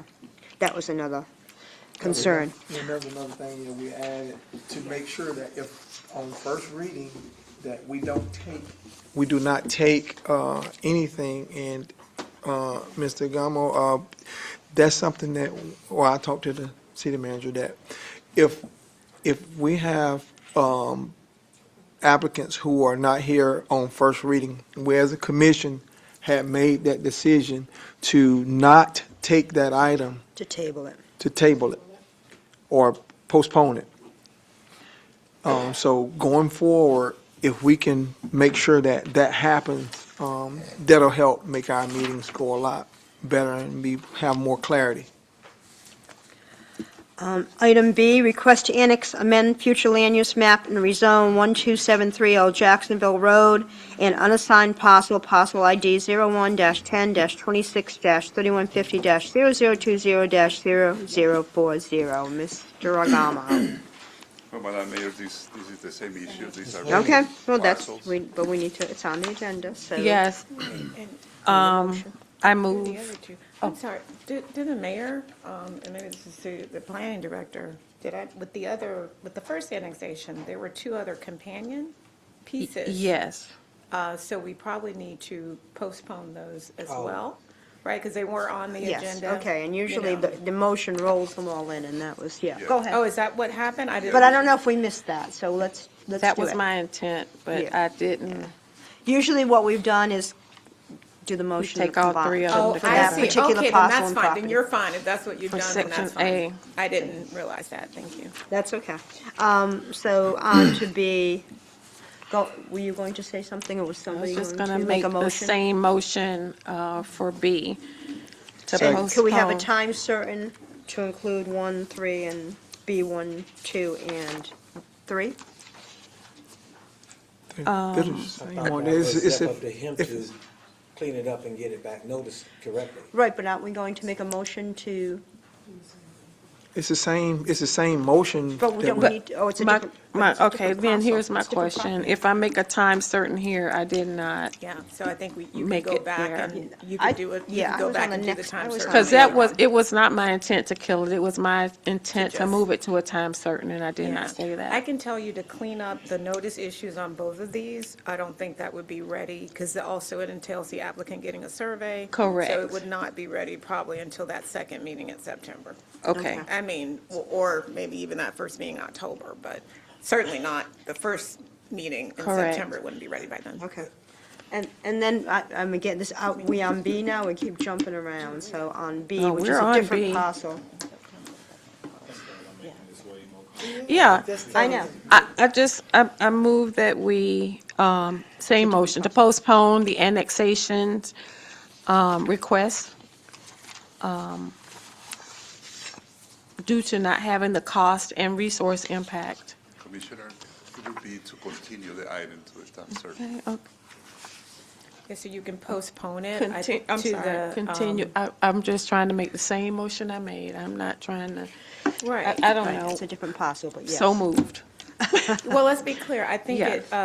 no, I think the postpone is fine. So you're postponing taking any action on this. So it's not a continuance. You're just postponing it until the second meeting in September is what. My motion was to postpone the annexation. And the future land use, all three of those are all the same. In item B, Yes. all areas of item B, to The a second meeting. time certain. Yeah. Second Yes. meeting in September. That's right. Second. We have a motion and a second. Is anybody here for public comment on this item? Also, the applicant's not here for this item as well? It's not, it's the same Okay. applicant. I know it's the same applicant, but still asking the question. All in favor? Oh, no, wait a minute, I didn't want to do that. Anybody here for public comment? Sorry. Come up, Ms. Kitchens.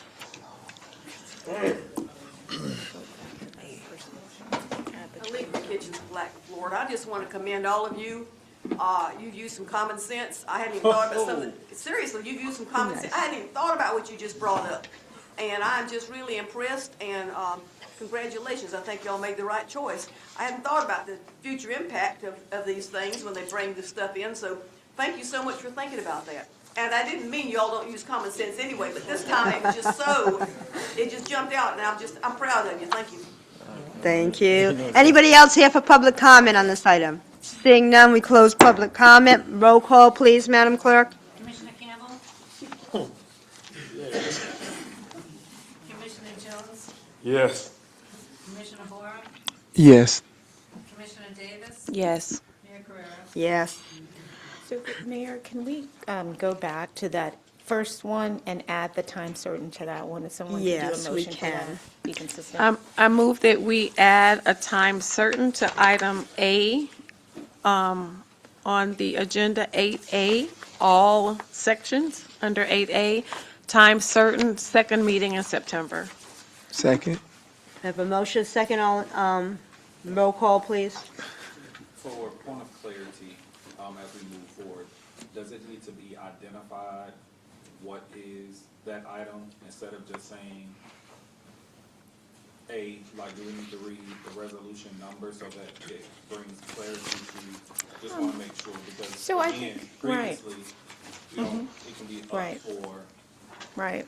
So I think in this case, your agenda is clearly published, and maybe if we were moving forward with the first reading, where we were actually reading, you're accepting it, and you're having to read the title, which is required by law, but in this case, you're postponing this item, so you're not even, you're just moving it literally to the next agenda that occurs that second meeting in September. So I don't think, I just want to bring clarity because at the time of the original vote, it was one way, so we're going back to a vote.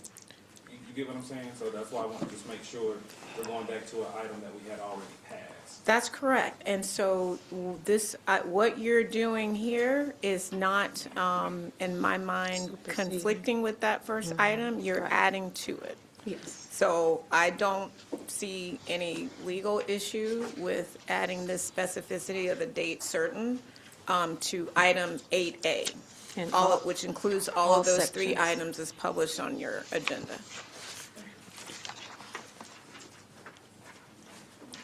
Go ahead.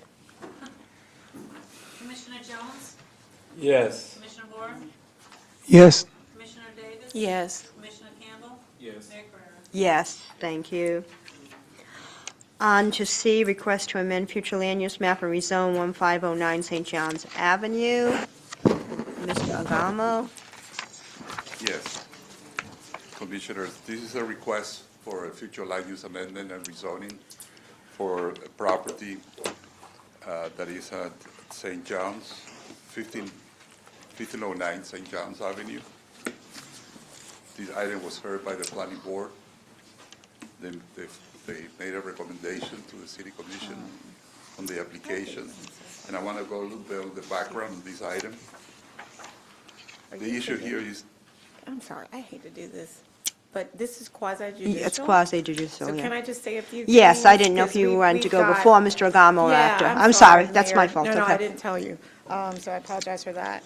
But just because this is a quasi-judicial hearing, there are some specific rules in your code section about it. So by quasi-judicial, really, this rises to the level where we need to make sure that the applicant has an opportunity to be heard.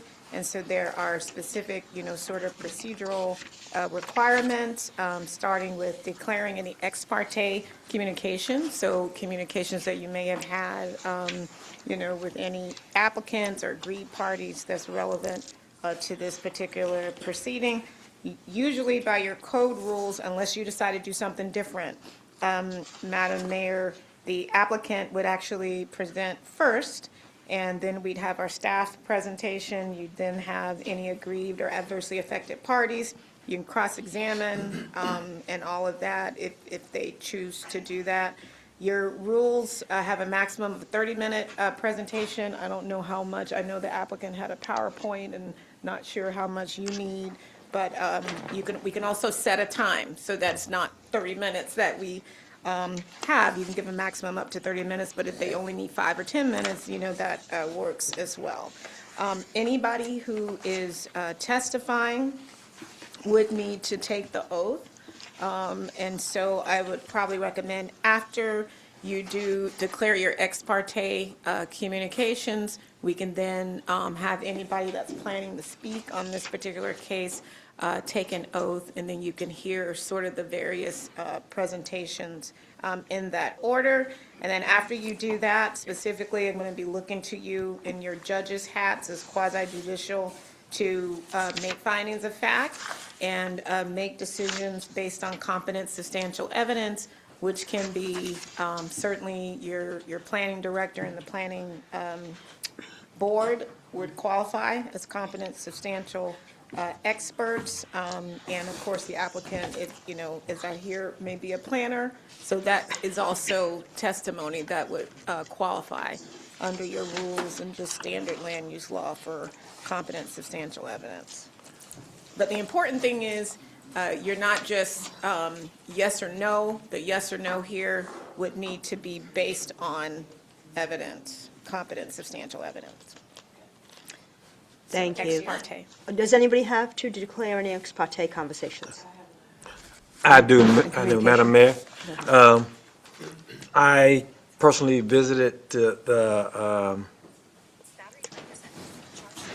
would she be the plaintiff? Would she be? Yeah, the applicant. The applicant at her residence, 1509 St. John's Avenue, so that I could understand what was going on as far as the zoning. It really wasn't in concern of this particular request. It was actually with her trying to obtain the Rebuild Florida qualifications, and she had some stuff about her zoning, and they did not want to, I guess the planning board denied her request. And so I wanted, for situational awareness, I wanted to know exactly what the problem was, and I wanted to see it with my own eyes. So I went there and I visited her, and witness what her living conditions were and the need, and so that I could actually have an intelligent conversation with that entity that was trying to help her at the time. I think I spoke with Mr. Gambo on the phone as well in reference to this, so I want to disclose it, that I did have those conversations. Perfect. That's it. Does anyone else have any ex parte conversation to disclose? Thank you. We're going to ask the applicant to come up. Right, or if everybody could, whoever wants to testify or is planning to testify, if you could just stand up. And I'm an officer of the court due to my law degree, and so if you could raise your right hand. Do you swear to tell the truth, the whole truth, and nothing but the truth, so help you God? I do. Yeah, okay, that's it. Okay, thank you. And so the applicant or the applicant's representative comes up first, That's right. or representatives.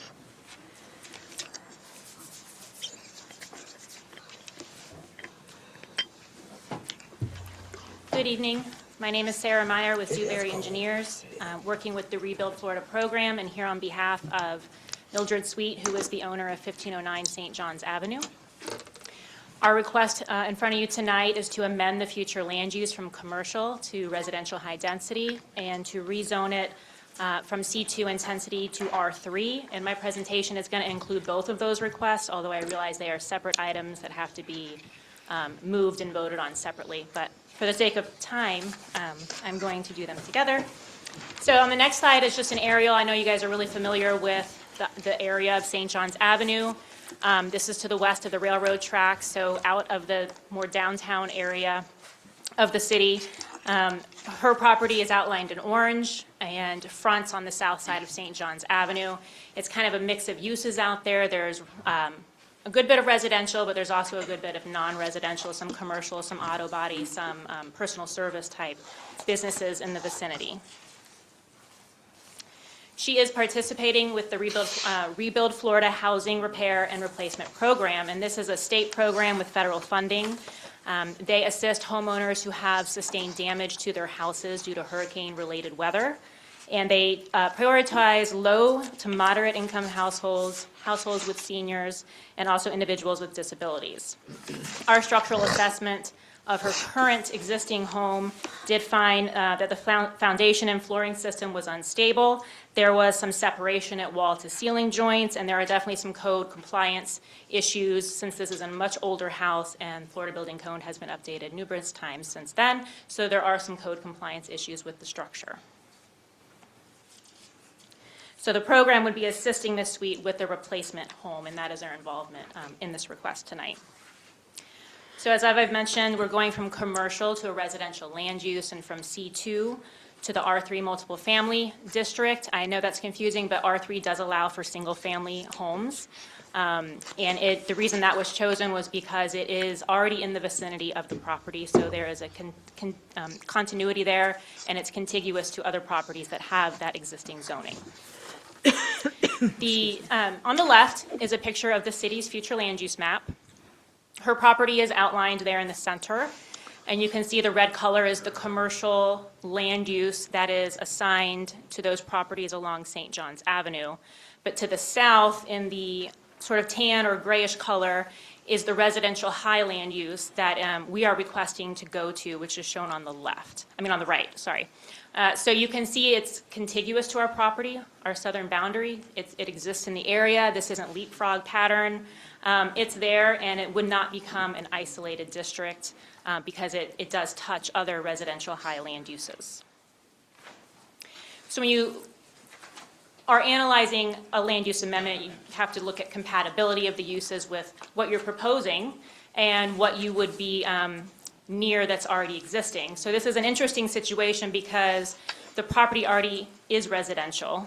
It has a house on it that's been there since, 1925 or something like that. So it's an existing use, but it's not in conformance with the city's policies because a commercial land use designation was placed on it.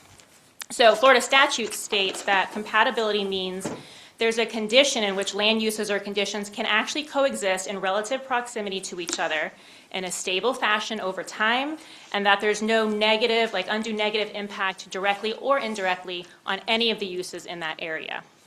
So as you all are familiar with, this is an existing house, an existing neighborhood, fully developed with a mix of established uses that have existed together without much hardship, from what I can tell, directly or indirectly on each other. So it's a compatible situation that is working. The city's comprehensive plan has a couple of policies that I thought were relevant to mention tonight. Policy A123 talks about how the city shall consider establishing new community redevelopment areas in areas at risk from blight, including the corridor along St. John's Avenue. And I thought this was interesting to point out because it says that they should consider it, but there is, at this time, as far as I know, no adopted policy for community redevelopment of this specific section of St. John's Avenue. So there's no policy specifically directing that this has to remain commercial, or that would prevent a residential land use from being placed on the property.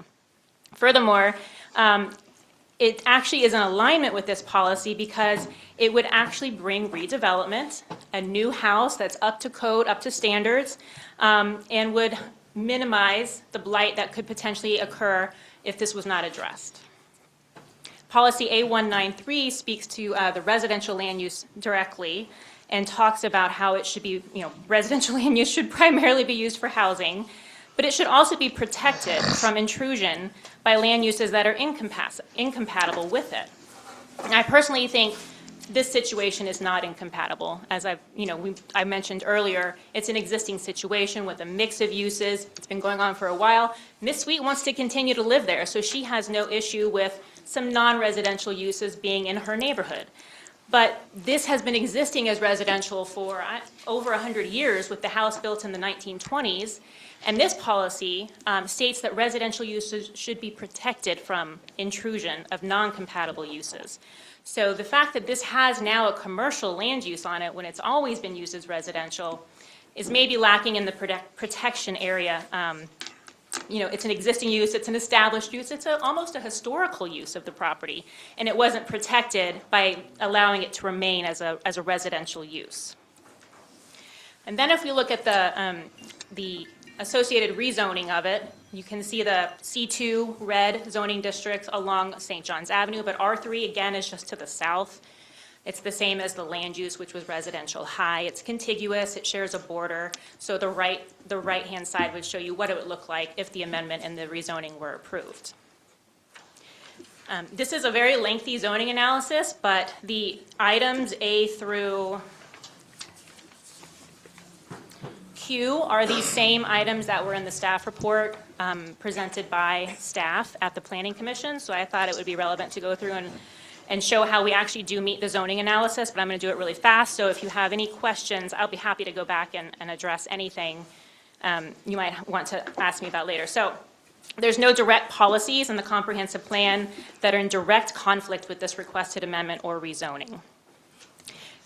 It's not in conflict with the existing land use pattern. As we all well know, there's residential and commercial uses in the area, and in fact, this would bring the existing residential use into compliance by allowing it to have a residential land use and zoning. So the use could be consistent with the comprehensive plan policy and the zoning map.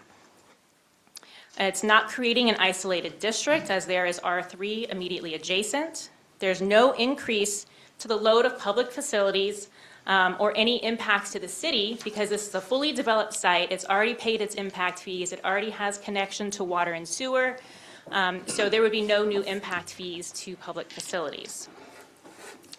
Let's see if we can keep going. No adverse influence to living conditions in the neighborhood. Existing mix.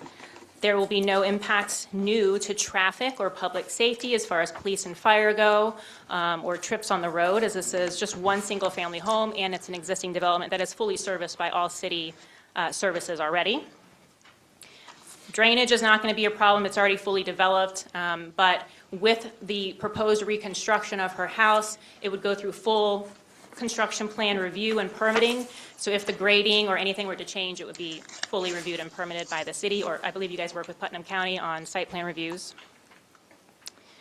And the property, again, is fully developed. It would be a beneficial improvement to the city to bring in a new house, that's meets the code standards, increase property values in the neighborhood, maybe even spruce up the curb appeal of St. John's Avenue in that area. Definitely not a deterrent to other development in the area. If anything, it might help spur some redevelopment. For M, if we're on that one, I don't think that this would grant any, special privilege to the homeowner. As I've said many times, it's fully developed, and I know that Lorenzo might mention that there was a case in 2021 where along St. John's Avenue, a little further to the west, I believe, someone wanted to change the land use from commercial to residential, and it was denied, and that's setting a precedent. But I believe that property was already vacant and did not have a homeowner in a house living on it. So I feel like this is not an apples to apples comparison. This is very different. And so I think that's important to take into consideration.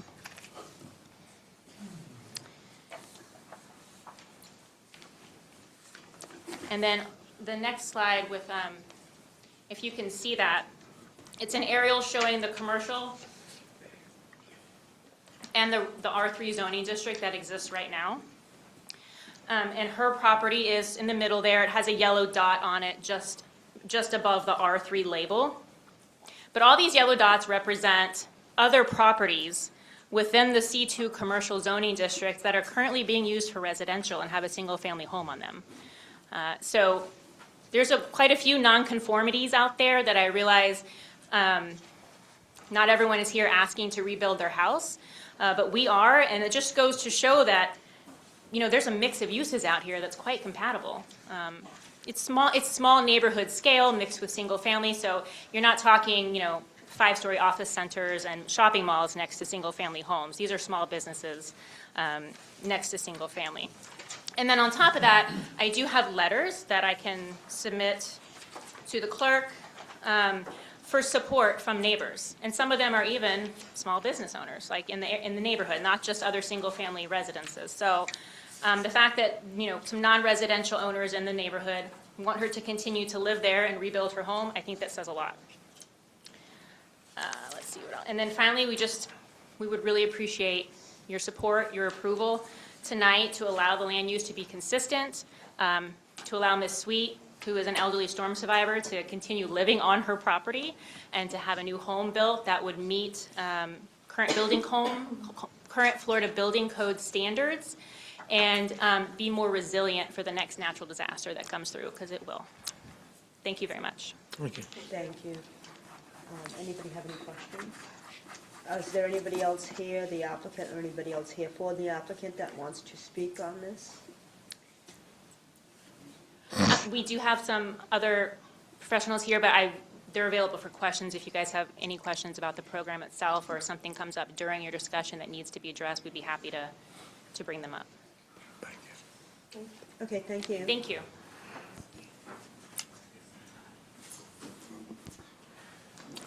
And please give us your name and city or town of residence. One more time, please. Your name and, I'm sorry, mic on. Your name and city and town of residence, city or town of residence. Yes, my name is Tanya Bowles. I'm a resident of Hillsborough County, Tampa, Florida. The applicant is my mom, Mildred Sweet, and I'm just standing before you all. I've never done this before, so I'm a little nervous, but I'm speaking as a daughter. This is an opportunity of a lifetime for my mom. My mom lives alone.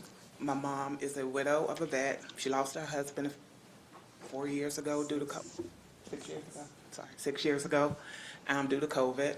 I worry about her all the time. I worked today. I came down here so I can attend this meeting. I'm driving back tonight. That's how important it is. It gives me great comfort to know she's right down the street from the Palatka Police Department, because when I can't get on the phone, I'm calling. I say that to say, my mom was born and raised in Palatka. That same street as a child, I walked to go get a frozen cup, chili cup, whatever you call it. That's home to her. She knows quite a few people in Palatka. If they call her sweet, they say she's every bit of her last name. So I'm here as a daughter, pleading with you all to consider allowing my mom to stay in her home. I'm sorry, I'm getting nervous. To stay in her home. That's the home her and her husband built. It may not be anything to the naked eye, but to her, it means something. And she's happy there. My mom's on oxygen 24/7. She's hard-headed. She doesn't have one now. Oh, she ran out. But I love her, and I want my mom to be happy, and her being home makes her happy. So that's it. That's all I have to say.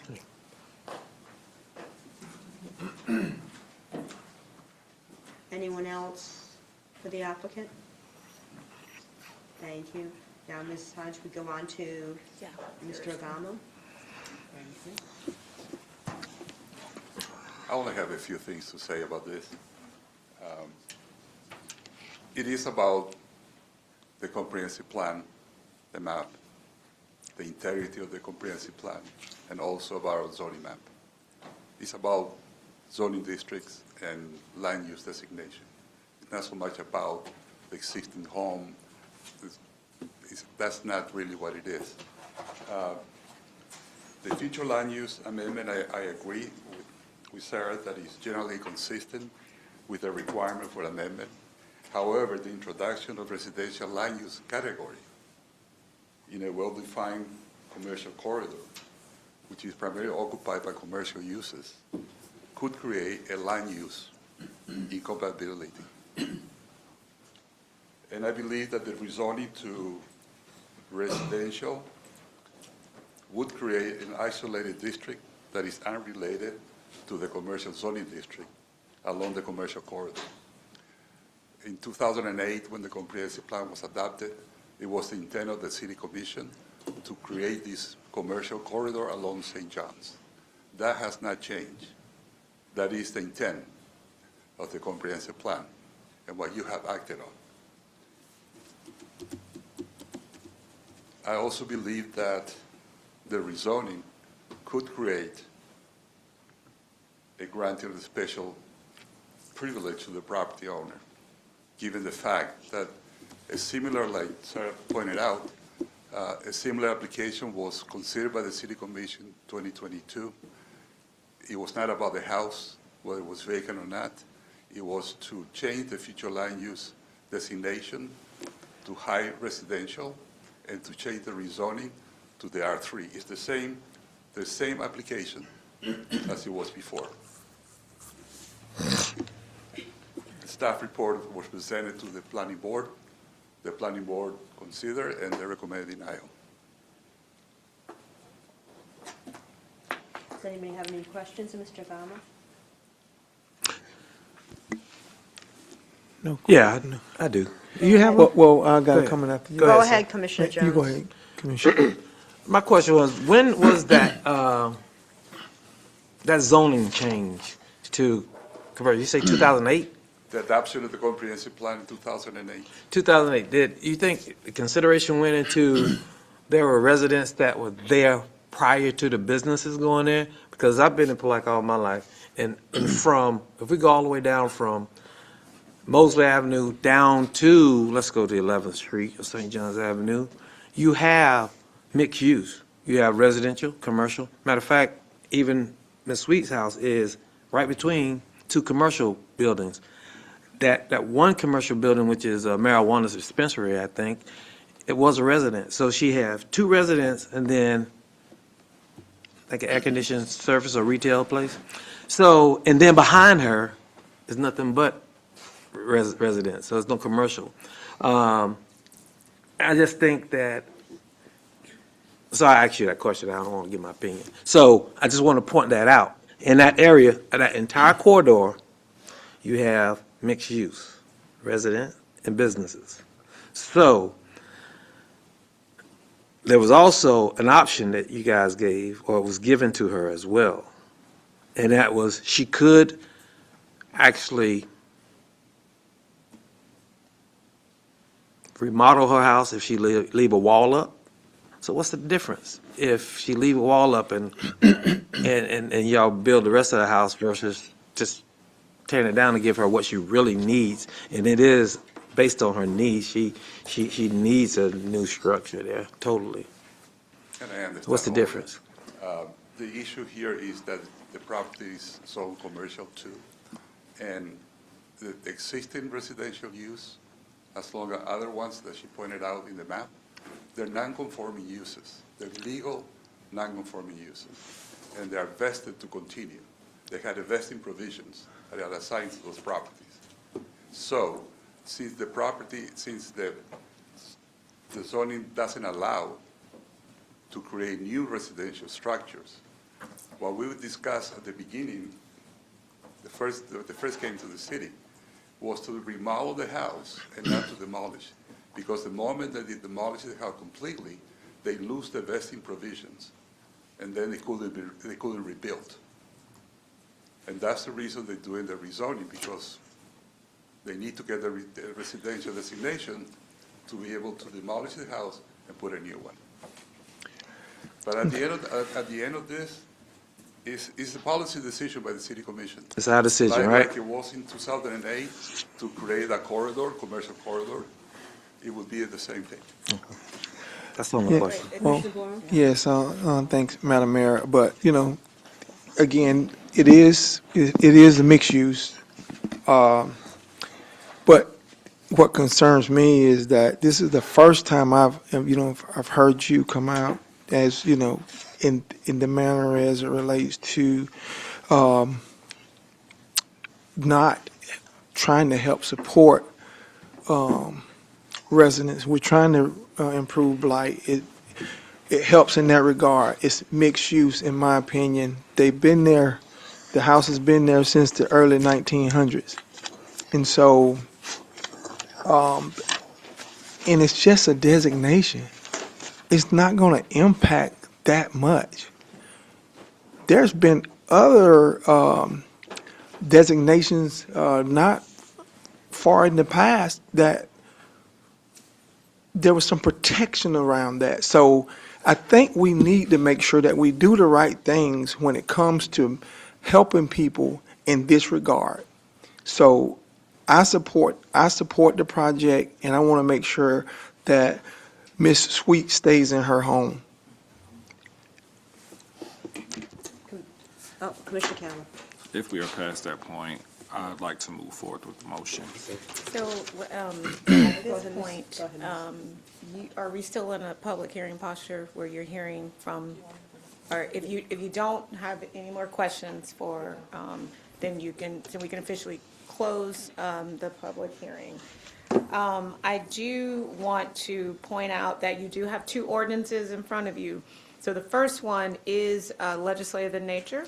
So that's more of a, so that is, as our plan director said, more of a policy call. So that you just, however you want to make that change to the land use map, you can certainly do that. But the second one is not a policy decision, so we don't need to make that one based on our feelings, right? Like, we got to make that one based on, as you guys have heard this term, competent substantial evidence. So what's not competent substantial evidence when we get to that motion?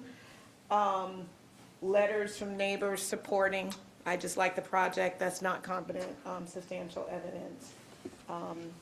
Relatives coming to talk about the distress as heartwarming, it's not competent. So just want to make sure you understand that this first ordinance, total policy call. The second ordinance, it needs to be based on competent substantial evidence. You can point to your planning director's evidence, or you can point to the evidence that was provided by the agent for the applicant. So I do, on that note, I do have another question for Mr. Gambo. May I? Yes, go ahead, Commissioner. So, Mr. Gambo, you say you would be friendly and supportive of the remodel, one wall up and remodel from there? Yes, because they wouldn't lose their vesting provisions, and repairs and renovation are allowed So, for the but- legally non-conforming uses. So the problem is the foundation. So how would you be able to keep a wall if the foundation is not? Yeah, and when, after the planning board meeting, I suggested that they get in touch with the building official of the county to see what requirement, how they could do the remodeling or not, how much they could demolish without demolishing the whole unit.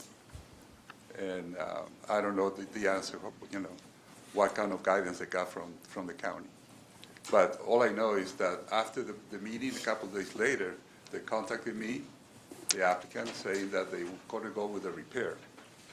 2 weeks or 3 weeks later, they changed their mind, and I got in touch with the Department of Commerce. They called me, and they said maybe it's going to be too expensive, and that was the decision of the Department of Commerce for the grant.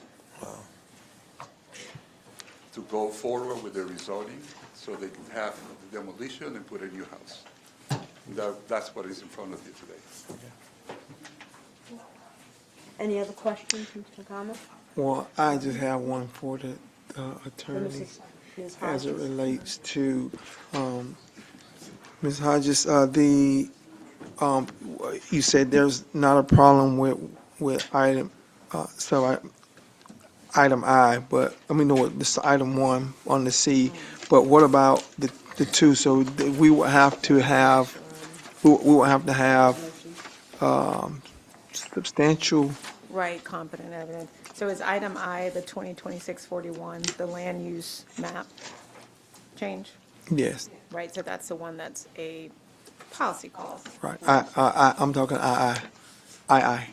Oh, the second one? Yeah. Yes, so with that one, you need to base that on a decision because you're acting with the judge's hat on. So, just like any judge, you got to weigh evidence. So you heard your planning director, you heard the agent. So you're weighing that, and what are you looking at? Is it with the rezoning? Is it consistent with your comprehensive plan, the objectives in your comprehensive plan? And you've got to point to some evidence in the record to back up whatever your decision is. So right now, on that quasi-judicial matter, you've got your planning, your experts for the city saying deny on that point. So they've vetted that, presumably, and that's a denial. On So- I. What's that? Deny on I? On the Okay, second one. okay. Yes, 2I. Right, I. Romanet 2I, yeah. Right. But, okay, so. But you can move with the first motion to decide the first question about changing the land use. You would need to do that before you could even get to your rezoning. So do we have a motion for C1? Ordinance number 2026-41. Motion to approve. Second.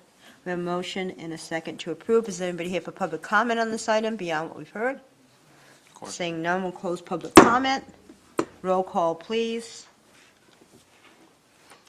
Commissioner Boran? Yes. Commissioner Davis? Yes. Commissioner Campbell? Yes. Commissioner Jones? Yes. Mayor Carrera? Yes. On to ordinance number 2026-42. Yes. Go ahead. I move that we approve ordinance number 2026-42, and I'm basing that on the zoning analysis that was presented to the zoning committee and presented to us here tonight. The fact that there's no direct conflict with the comprehensive plan, and the fact that it was presented that, no, you finish, you finish, there was a thought, but I don't want to interrupt what you're saying. Okay. And based on the information provided by Mr. Argamo, that if one wall or a piece stayed, that would not be in conflict with, the zoning, is what I heard. And I also want to mention that there is the letter of the law, the spirit of the law, I don't know if I can say that, but the evidence that I see does not conflict with what I hear as what the law allows or precludes based on the fact that it's currently a house there, and it's not in changing what currently exists. As contrast to the reference of the previous case, I think the 2021 case that was denied based on the fact that the difference between the two for me is that the one was vacant and wanted to build a house there to make it residential, is my understanding, versus this request.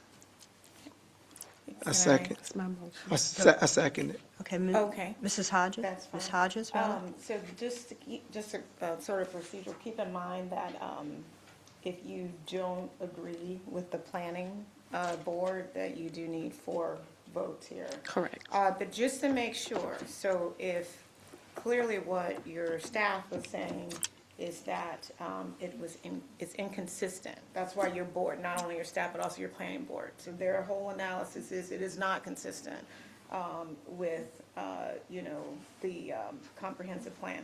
And that's fine. You can certainly take that position and reject that evidence, but then I need you to point to some other evidence. And that other evidence could be the presentation that you heard. Yes. Right, which is in the record. You just got to make sure that where you land, it's actually being supported. It is.